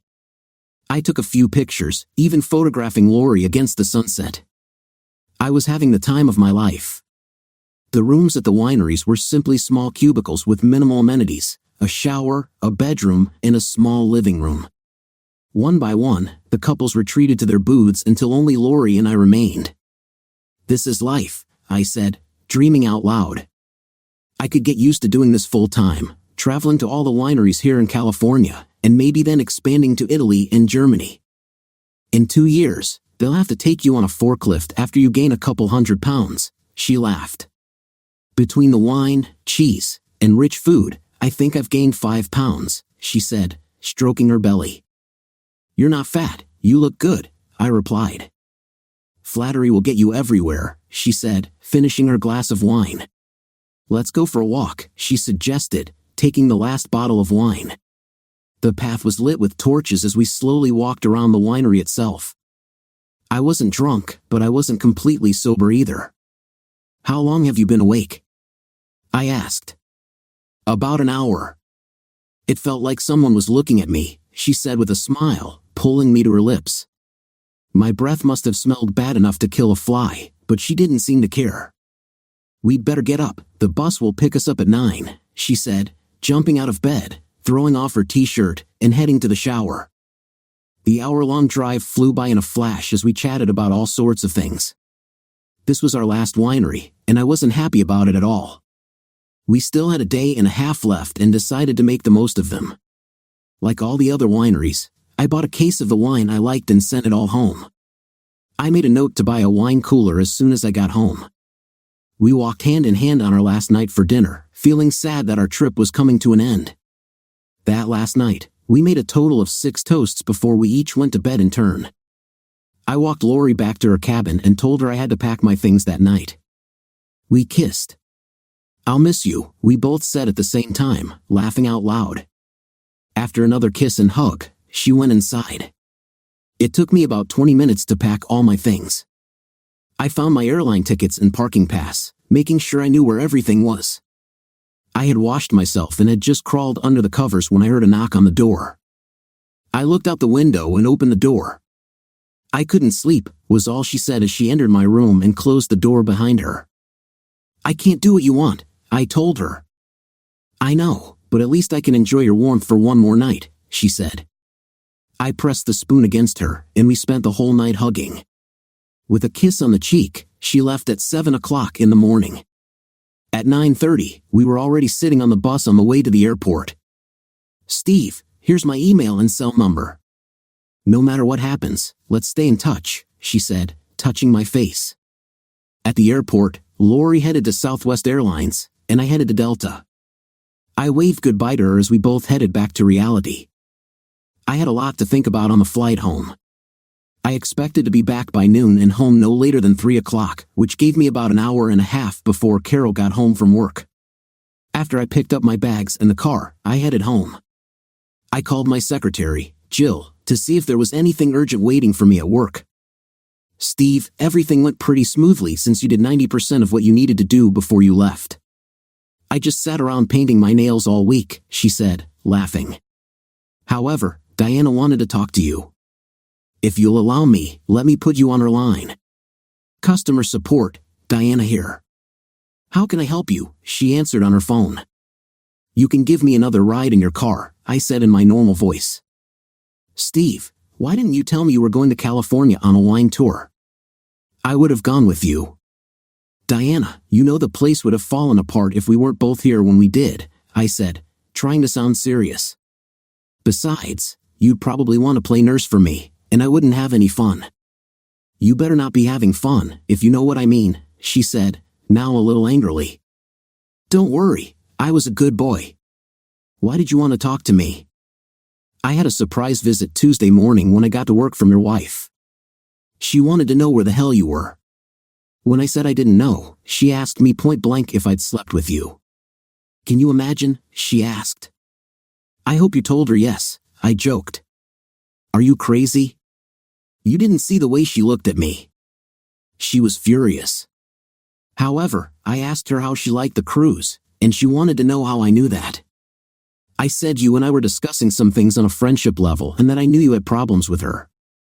"Steve, we had a good conversation for about 45 minutes. I told her, like you, that you were playing with fire. Since she left, she's at least calmed down. She thinks you won't be coming home until Friday." "Where did she get that information from?" "I have no idea. Just be careful. I think you're going to hell." I thanked her and told her I was sorry for all the trouble I had caused her and that I would see her in the morning if I was still alive. 10 minutes later, I pulled into my garage and was completely unpacked within half an hour. The house looked the same, at least she didn't destroy it while I was gone. I had just finished my second beer and was going through my email when I heard the garage door open. Damn, I was hoping for at least another half hour before she arrived. Carol burst into the kitchen. "Where the hell have you been? Why didn't you tell me you were leaving?" Where have you been? These were the only 3 questions I remember while she continued talking nonstop for about 5 minutes. The wine valleys of California, and since you decided to take a vacation, I took one too, Carol said. At least I told you where I was going, she shot back. Carol, if something were to happen, how could I reach you if I needed to talk to you while you were on board? Could I reach you on your cell phone? I asked. You know our plan doesn't include the Caribbean.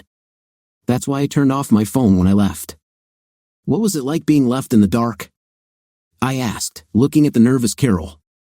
Well, at least you're home now, and we can talk and stop all these stupid games. Are you hungry? Do you want to go eat or order something home? How was your cruise? Did you have fun? I asked, trying to put her in an awkward position. I know your sister was probably busy every night, but what about you? Steve, that's one hell of a question to ask your wife. Do you think I went on the cruise to cheat on you? I have no idea why you went on the cruise since you didn't want to talk to me about it. Hell, in theory, you could have fun every night. If you're going to keep that tone, I don't think I'll talk to you tonight. What other news? I said, still looking at her. To answer your question, no, I didn't cheat on you. Maybe I should ask you about these things, she replied. There aren't many island guys in California. I tried to soften the situation, and no, I didn't sleep with anyone. I'd love to say I slept with someone without actually having intimacy with her, but I don't think Carol would like that. Let's order pizza, open a bottle of wine, and talk. I agree. Order it while I change, she said, going upstairs. I wondered if she had moved back into our bedroom while I was gone. I'd probably find out later tonight. We talked about nonsense for the first hour, those little things people bring up when they're afraid to broach serious topics. After another 20 minutes, I started asking difficult questions. Did you figure out anything during the cruise with that airhead? I asked. Steve, I wish you wouldn't call her that. Yes, she's been married a couple of times, but she just hasn't met the right one yet. Carol, she had 2 husbands who loved her, and she cheated on both of them. And this is the woman you went with to decide if you want to stay married to me? Should I start packing now, or have you already packed everything? I said, trying to joke. Very funny. You know I didn't do anything like that, but I have to admit I was pretty mad when I came back and you weren't there. That was one of the reasons I left when I did. I thought it would give you a little more time to think without knowing exactly where I was. I guess it was pretty cruel, but you deserved it after you announced about the cruise. Steve, if I had told you about the cruise earlier, all we would have done was argue. We didn't argue after I found out, but it was only 2 days, and damn, you left before I could explain my reasons for wanting to go. Well, has any important revelation occurred to you? I asked. Only that I still love you and want to stay married to you. Well, I won't if this continues like it has for the last 2 years, I told a surprised Carol. I really think she expected me to cry and run into her arms, but those days are long gone. I want a wife, not a roommate. I can always hire a cook or a maid to do what you do, but it's much harder to hire a wife. That's what I want, and I won't settle for anything less. Steve, I've been a good wife to you for 25 years. Now suddenly you start demanding that I change, or what? Are you going to throw me away like a used rag? Do you see how wrong that is? Listen, Carol, I'm making no demands on you other than that I don't want to be celibate anymore. If you're no longer interested in making love to me, I'll find someone who will be interested. I'm not going to give it up at any time, 50 years, I said, perhaps too loudly, trying to get my point across. We already discussed this. I can't do this 24 hours a day. I don't even want to, Carol said. I asked 3 times a week, and you said you'd think about it, but apparently, you thought I was kidding. Don't you miss the closeness we had, touching, hugging, curling up cozy in bed before sleep? I really miss it and want it back. But you started playing these stupid games. Carol, we both started playing games that only drove us apart to the point where I don't even know how to start getting closer again, I said sadly. Let's start from the beginning, she said, standing up and taking my hand. Breakfast was quick. I had to get back to work with only 2 hours of sleep. I looked a little tired. Looks like you need a vacation to unwind after your vacation, my secretary Jill joked. She asked if I needed a cup of coffee. There were a few things that required my immediate attention, but by midday, everything was back to normal. I see you're still alive, Diana said, walking past my office a little before 4 o'clock. Did you talk or just exchange insults last night? Both, I said with a weak smile. I guess we can't solve everything in one night. At least you guys started talking again, she said as she passed by. We talked and talked again over the next month. We solved some of our problems but ultimately realized we couldn't handle them all alone.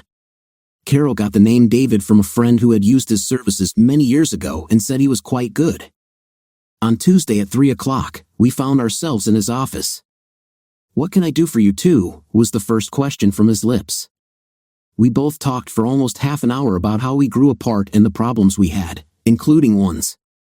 Look, I can't solve your problems overnight, but if you're ready, we can work on the issues that are tearing you apart and see where it takes us. We both agreed and began the long road to recovery. We met twice a week, mostly, we were together in sessions, but sometimes he wanted to see us separately to work on our individual problems. He didn't go around sharp corners. He told me that what I did in California was treason and that what Carol did on the cruise was also crossing the line.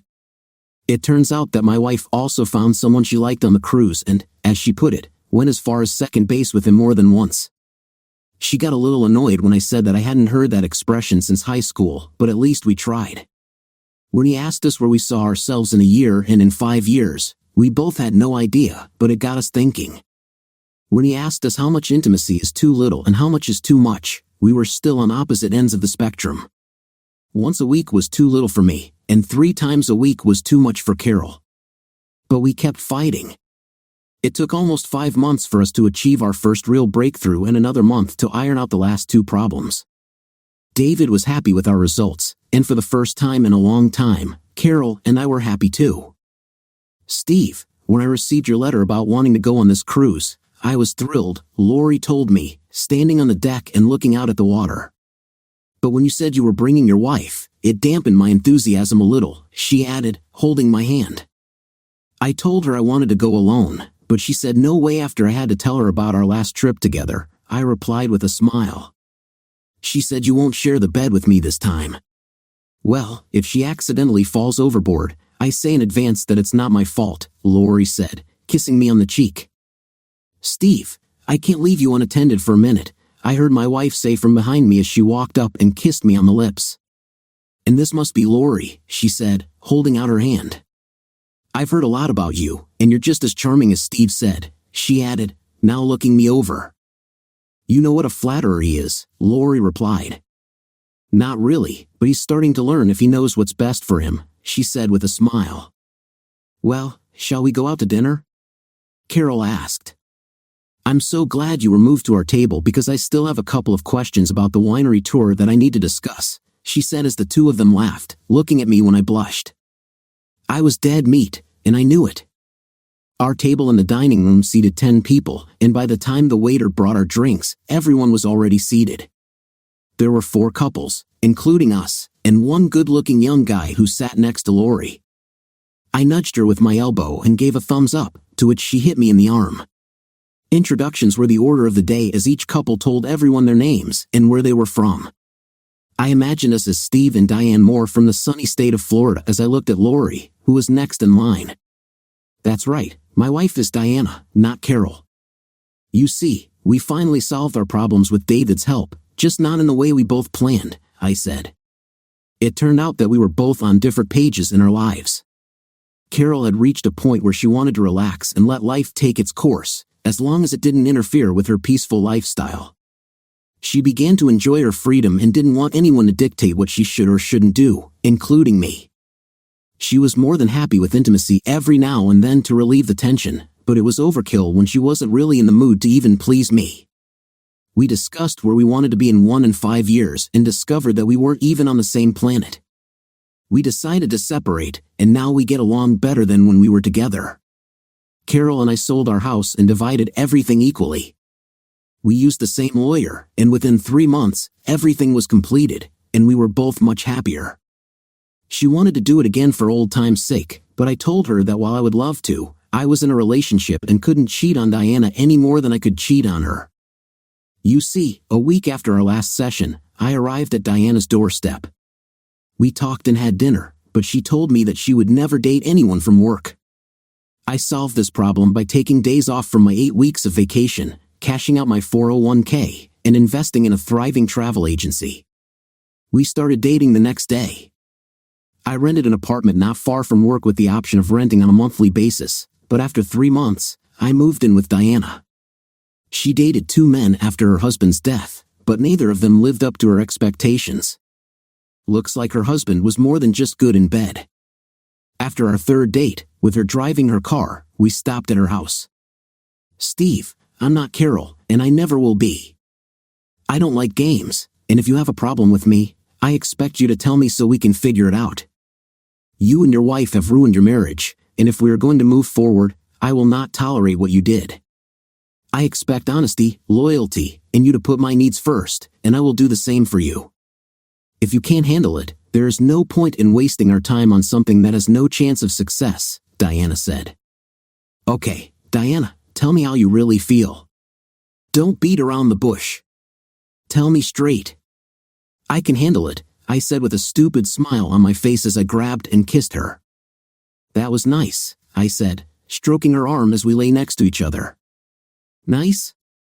Nice, she repeated. Didn't I rock your world? I thought you'd say it was bloody wonderful, the best thing ever, she said, now leaning on her elbow and looking at me. Baby, it doesn't matter if you make my eyes bug out of my head or if we make tender love and then cuddle for the rest of the night. What matters is that we're together, I told her. After 2 months, she wanted to make sure we were exclusive. 3 months later, I moved in with her, and 6 months later, we got married in a small ceremony with just friends and family. Her daughter was her maid of honor, and I had the 2 best people, my sons, by my side. During the planning, she asked if I wanted to invite my ex, but I told her that it was our day. Although we were on good terms, Carol was my past, and she was my future. All she said was, good answer. Since we never got around to taking a formal vacation, I organized a cruise for just the 2 of us. I emailed Lori and asked if she was interested, and she immediately replied, yes. When I finally told Lori I was bringing my new wife, although she was more than a little disappointed, she still wanted to meet us. She said, I just need to meet the woman who grabbed you so quickly after you became available. We had a great time. Lori never contacted the young guy at our table, but she did mention someone in Denver who was more than interested in her. He's sweet and all, but he wants to make an honest woman out of me, and I'm not sure I'm ready for that yet. Let me give you some friendly advice, Diana said, leaning over and whispering to Lori. If it's worth it, grab it ASAP. If not, it might not be available when you're ready, she said with a big smile. This story reminds us that even long years of marriage can break down due to reticence and deception. It is important not only to maintain trust, but also to be honest with each other in order to overcome difficulties together. After all, as the saying goes, the truth always comes to the surface and it is up to us to deal with its consequences. Remember, better the bitter truth than sweet lies. Write your opinions and stories in the comments.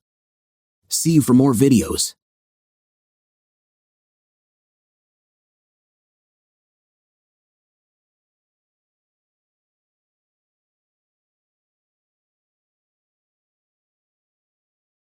I'm Carrie, and I was 4 when my life changed forever.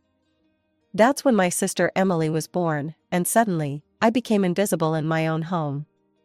My earliest memories are filled with the sound of Emily singing. By the time she was 3, she had already become the star of every family gathering, while I stood in the corner, holding plates of snacks I'd helped Mom prepare. Emily had this angelic voice that made everyone stop and listen. My parents, Tom and Linda, were convinced she'd be the next Mariah Carey. Carrie, go help your sister practice her scales, Mom would say, not even looking up from her phone where she was recording yet another video of Emily's performance. And make sure you've done the dishes first. I was 8 then, and Emily was 4. While she twirled around the living room in her pink tutu, I was learning how to use the washing machine because Mom was too busy coordinating Emily's singing lessons. Why can't I go to Sarah's birthday party? I asked one Saturday morning when I was 12. Mom rolled her eyes. Because Emily has a performance at the community center, and we need you to help with her costume changes. But I promised Sarah. Don't be selfish, Carrie, Dad cut in. Your sister needs you. She's got real talent, unlike, he stopped himself, but I knew what he meant. Unlike me. I remember the day everything changed. Emily was 11, and I was 15.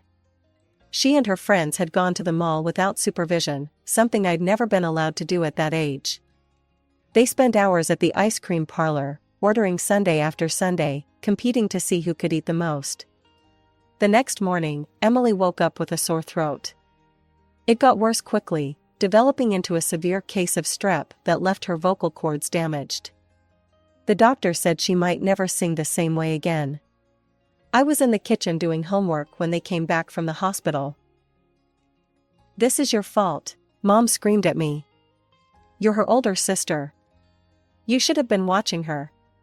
But I was doing the laundry and cleaning the bathroom like you told me.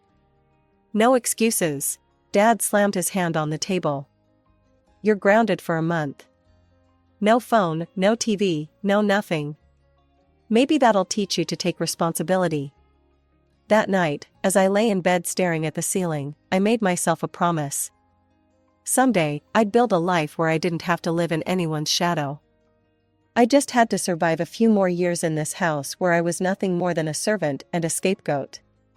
The next 3 years passed in a blur of chores, blame, and quiet resentment.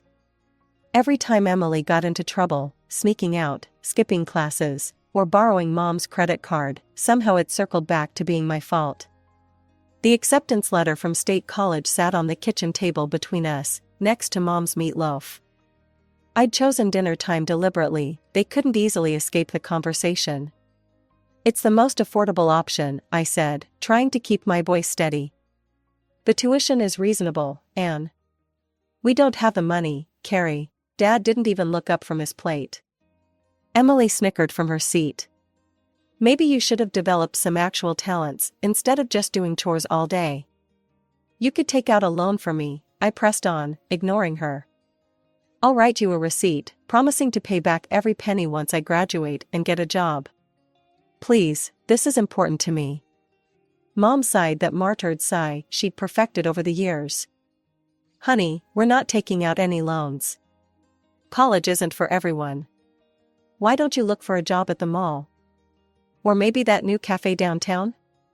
But I got a scholarship that covers part of the tuition. I just need help with the rest. I've researched everything, made a budget.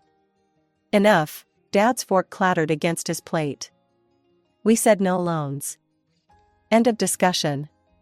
Some people are meant for college, others aren't. Accept it and move on. I stared at my untouched dinner, fighting back tears. Through blurred vision, I saw Emily smirking, enjoying the show as always. That night, I called my best friend Rachel. We'd been close since middle school, bonding over our shared love of math and our positions as outsiders, me because of my family situation, her because her Korean immigrant parents owned the popular Golden Dragon restaurant downtown. They won't help, I sobbed into the phone. They won't even consider taking out a loan. All these years of straight A's, of doing everything right, and they won't even try. Rachel was quiet for a moment. Come over tomorrow. My parents want to talk to you. The next evening, I sat in the restaurant's office with Rachel and her parents, Mr. and Mrs. Kim, after closing time. They'd known me for years, I'd spent countless afternoons doing homework in their restaurant, escaping my chaotic home. We've watched you grow up, Carrie, Mrs. Kim said. You're like second daughter to us. Rachel told us everything. Mr. Kim nodded. We will pay your tuition. I started to protest, but he held up his hand. You will work here part-time, after classes. Good wages, flexible schedule. Pay us back slowly, no interest. This is investment in your future. After a while, I moved into my dorm room at State College. My parents barely noticed when I packed my things. They were too busy planning Emily's big piano recital, their latest attempt to find her a new talent to replace her lost singing voice. I started classes during the day and worked evenings at Golden Dragon, learning everything from waiting tables to managing inventory. The call came on a random Tuesday during my sophomore year. I was studying in the library when Mom's number flashed on my phone screen.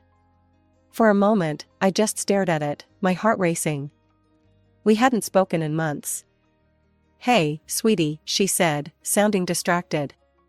There was noise in the background, probably Emily practicing something new. "Just checking in. What have you been up to?" "I'm in college," I replied, waiting for the questions about money, about how I was managing without their help. "Oh, that's nice," she said vaguely. "Emily's getting straight A's in her advanced classes. We're so proud. She's really finding herself since, the voice thing." No questions came about how I was paying for school. They didn't care enough to ask, and I didn't volunteer the information. The conversation ended as quickly as it had begun, with Mom hung up. During my college years, I only went home for major holidays. Each visit was the same, relatives crowded around our dining table while Emily held court and my parents beamed. I'd help in the kitchen, same as always, listening to the chatter from the other room about Emily's latest achievements. Thanksgiving of my junior year hit differently though. I was setting out the sweet potato casserole when Aunt Susan started asking about Emily's college plans. Mom proudly announced, "We've been saving for years. Our little star's education fund is all set. We've put aside enough for her to go anywhere she wants." I nearly dropped the casserole. The ceramic dish burned my hands through the oven mitts, but it wasn't as painful as the truth I was hearing. 2 years ago, they'd claimed poverty when I needed help. Now I knew, they'd been hoarding money all along, just not for me. That night, in my old bedroom, I called Rachel and cried. "They had the money," I whispered, huddled under my childhood blanket. "They just didn't think I was worth spending it on." "Then prove them wrong," she said firmly. "You're already doing it." She was right. I threw myself into my studies and my work at Golden Dragon. By graduation, I'd not only paid back every cent to the Kims, but had also learned every aspect of running a successful business. I'd worked my way up from waitress to shift supervisor to assistant manager, all while maintaining a 3.9 GPA. Mr. Kim called me into his office on my last day at the restaurant. "I have friend at Morgan & Chase Corporate," he said, sliding a business card across his desk. "They need someone smart, hardworking. Someone like you." I told him about how you transformed our inventory system, increased efficiency by 30%. He very interested. A week after graduation, I walked into my new office at Morgan & Chase, wearing a suit I'd bought with my own money. My desk nameplate read Caroline Mitchell, Junior Analyst. Within 6 months, I was leading my own team. By the end of my first year, I'd gotten 2 promotions and was managing projects that caught the attention of senior leadership. Christmas came around again, and something felt off the moment I pulled into my parents' driveway. The house was dark except for the living room window, no cars lined the street, and the usual elaborate decorations were missing. Mom answered the door in an old sweater instead of her usual holiday attire. "Emily's not coming?" I asked, stepping into the oddly quiet house. The familiar scent of Mom's traditional Christmas roast was noticeably absent. "She's celebrating with friends," Mom said, wringing her hands. "Their families rented a cabin up in the mountains. Very exclusive." The dining room table, usually groaning under the weight of Mom's extensive holiday spread, held only a store-bought ham and some microwaved sides. No relatives bustled about, no Christmas music played. Dad sat in his armchair, looking older than I remembered. "We've had some setbacks," Mom finally admitted, her voice barely above a whisper. She glanced at Dad, who nodded slightly. "The investment your father made didn't pan out. We had to take out loans to cover the losses. Christmas with the whole family just wasn't in the budget this year." I watched them pick at their food, these people who'd once seemed so powerful, who'd controlled every aspect of my life. Now they looked small, defeated. Despite everything, something twisted in my chest. "Give me a minute," I said, pulling out my phone. I scrolled through delivery options, thank God for restaurants that stayed open on Christmas. 20 minutes and several $100s later, I'd ordered a feast: prime rib, glazed ham, truffle mashed potatoes, roasted vegetables, 3 different pies. The food arrived in elegant packaging, filling the house with the rich aromas of a proper Christmas dinner. As we ate, I caught Mom eyeing my designer watch, the silk blouse that cost more than their monthly utility bill. "We've been thinking," she said carefully, sharing a look with Dad.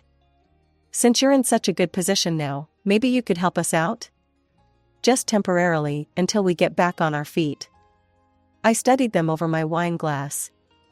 Part of me wanted to remind them of their words when I'd begged for college money: "Some people are meant for college, others aren't." But looking at their worn faces, I couldn't do it. "I could set up an additional card on my account," I heard myself saying. "With a monthly limit." Mom's eyes lit up. "Oh, sweetheart, that would be $1,000 a month," I said firmly. "No more." They nodded eagerly. It was more than they'd expected, though less than a week's pay for me now. A few days later, I had the card issued and delivered to Mom. They promised to be careful with it, to respect the limit. For several months, they kept their word. The charges were reasonable: groceries, utilities, basic necessities. I barely noticed the money leaving my account.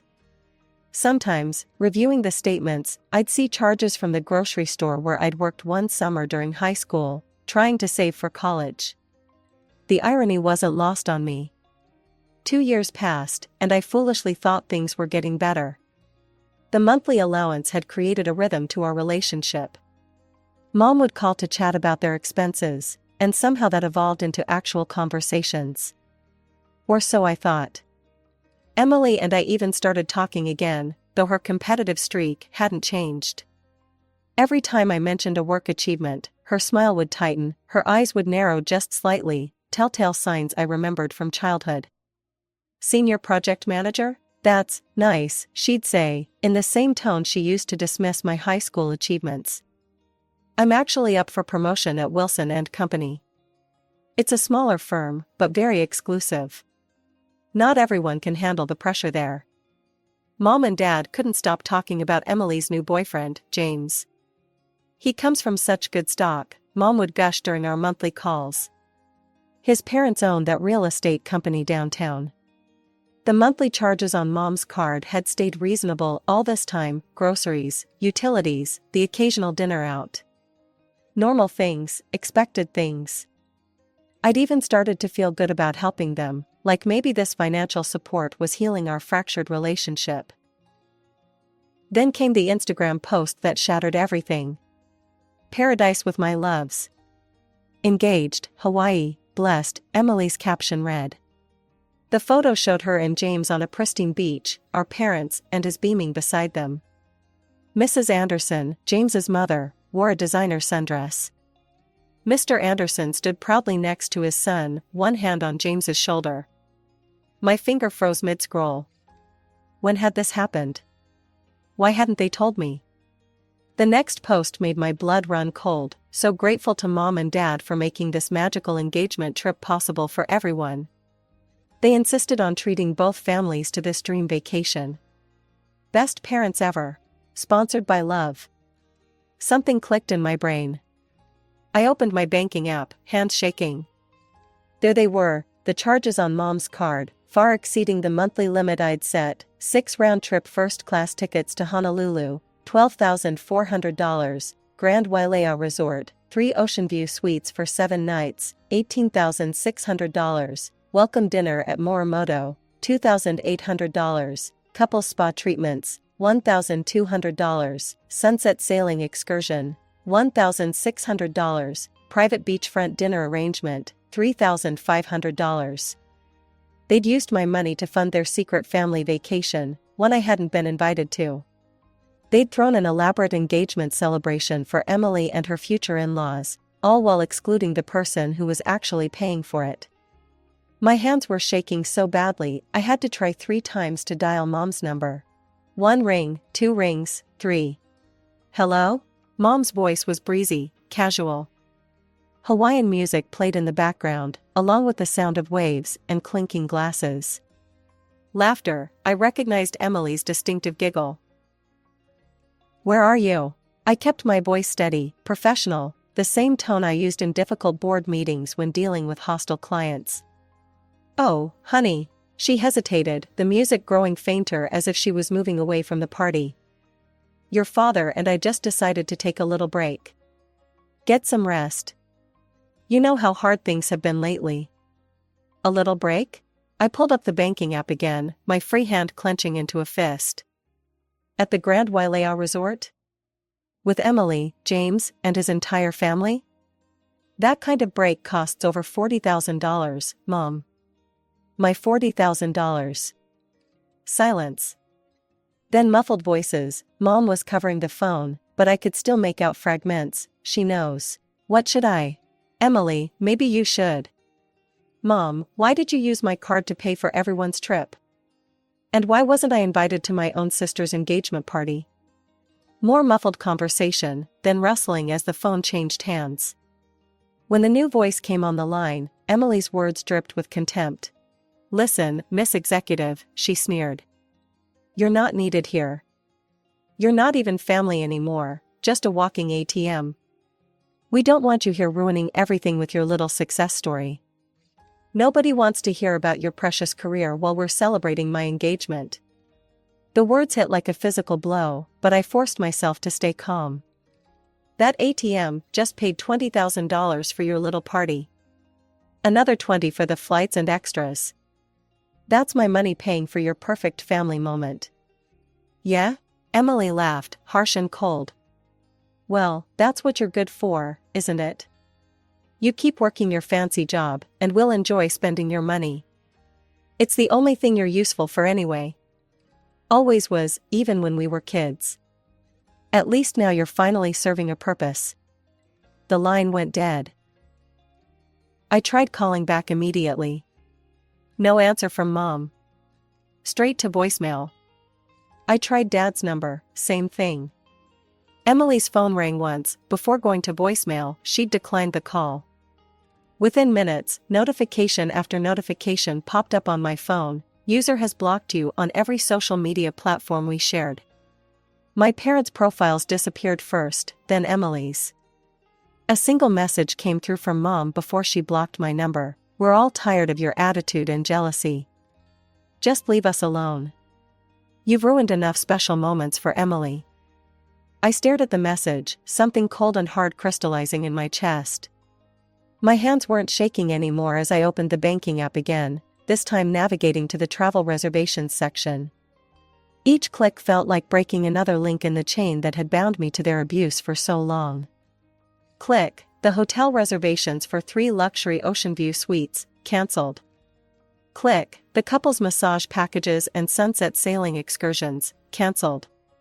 Click, the private beachfront dinner arrangements, cancelled. Click, the return first-class flight tickets for 6 people, cancelled. Click, Mom's card, permanently deactivated. I set down my phone and waited, imagining their faces when the hotel informed them their rooms weren't paid for, when they tried to charge something to the room and got declined, when they discovered their return flights no longer existed. 3 hours later, my phone exploded. Call after call lit up my screen, Mom, Dad, Emily, and numbers I didn't recognize with Hawaii area codes. The Anderson family, no doubt, wondering why their luxury vacation had suddenly turned into a nightmare. The messages started flooding in through every platform they'd unblocked me on. Mom, Carrie, please call us immediately. This is an emergency. Dad, fix this right now, young lady. You're embarrassing the whole family. Emily, you better make this right or I swear to God. Unknown number, this is James. My parents are furious. You need to reinstate those reservations. The tone shifted as the hours passed. Mom, sweetie, please. We can talk about this. Dad, we'll pay you back, just help us out here. Emily, come on, Carrie. It's my engagement. Don't be so petty. James, my parents are threatening to call this whole thing off. I left them all unread, then systematically blocked every number and account. But not before taking screenshots. I had a feeling I'd need them. The notification came around midnight. Emily Mitchell has posted a new status. I can't believe my own sister would try to ruin the happiest moment of my life. She's always been jealous of my happiness, but this is a new low. Canceling our entire family's vacation out of spite? Who does that to their own sister's engagement celebration? Some people just can't stand to see others happy. Toxic family, heartbroken. The comments poured in immediately. Oh my God, that's horrible. What kind of sister does that? I always knew there was something off about her. She's just jealous because you're getting married first. Your poor parents must be so embarrassed. I had stayed quiet long enough. My fingers flew over the keyboard as I crafted my response. Let me tell you what really happened. My parents have been using my credit card for basic expenses, limited to $1,000 a month. Yesterday, I discovered they'd spent over $40,000 of my money to fund a luxury Hawaii vacation for Emily's engagement. They didn't ask. They didn't tell me. They didn't invite me. When I called to ask why, Emily told me I wasn't family, just a walking ATM, my mother's final message before blocking me? We're all tired of you. So yes, I canceled the reservations I never authorized. I canceled the return flights I never agreed to pay for. I stopped funding the vacation I wasn't welcome to attend. Here are the screenshots of every message.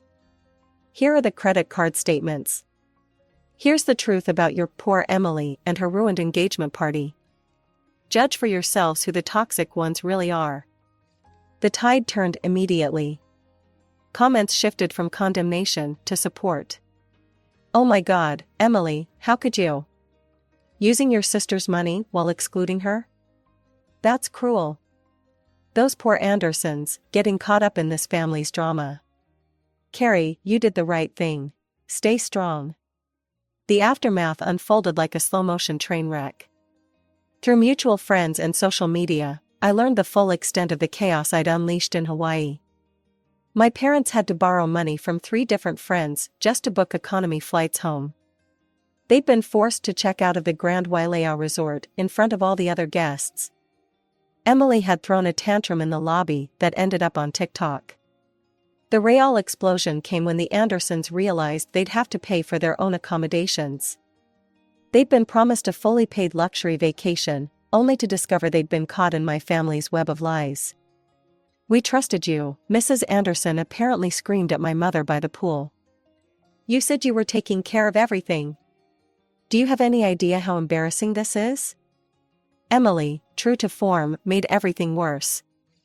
Oh, stop being such greedy beggars, she'd shouted back. If you can't afford a few nights in Hawaii, maybe your son isn't good enough for our family after all. James had stood there in shocked silence before finally speaking. You're right about one thing, he'd said quietly. Someone isn't good enough for someone's family. He'd pulled the engagement ring off Emily's finger and walked away with his parents. The engagement was over. Emily's dream wedding, cancelled before it even began. All because they couldn't resist the temptation to steal from me one last time. A week after they returned home, the knocking started. Carrie, honey, please open the door. Mom's voice, trembling through the solid wood of my apartment door. We need to talk. We know we messed up. Dad's voice joined in. Just give us a chance to explain. I sat on my couch, not moving, barely breathing. The TV was muted, but the blue light flickered across my face as they continued to plead. The knocking continued for 20 minutes before they finally gave up. I later heard they'd tried to get my building manager to let them in, claiming it was an emergency. He'd called to check with me first, and I'd told him not to let them up again. Rachel came over that night with takeout from Golden Dragon. We sat on my balcony, looking out over the city lights. Your post got shared in some family trauma support groups, she said, picking at her noodles. A lot of people are calling you their hero. standing up to toxic family members, setting boundaries. I thought about all the years I'd spent trying to earn their love, trying to prove I was worth something. All the money I'd given them, hoping it would finally make them see me as family, instead of just a resource to be used. You know what's funny? I said, watching a plane disappear into the night sky. For the first time in my life, I don't care what they think of me. I don't care if they're sorry. I don't care if they change. I'm just done. Sometimes the hardest part of growing up isn't learning to stand on your own, it's learning when to walk away. I'd spent my whole life in Emily's shadow. Now it was time to step into the light.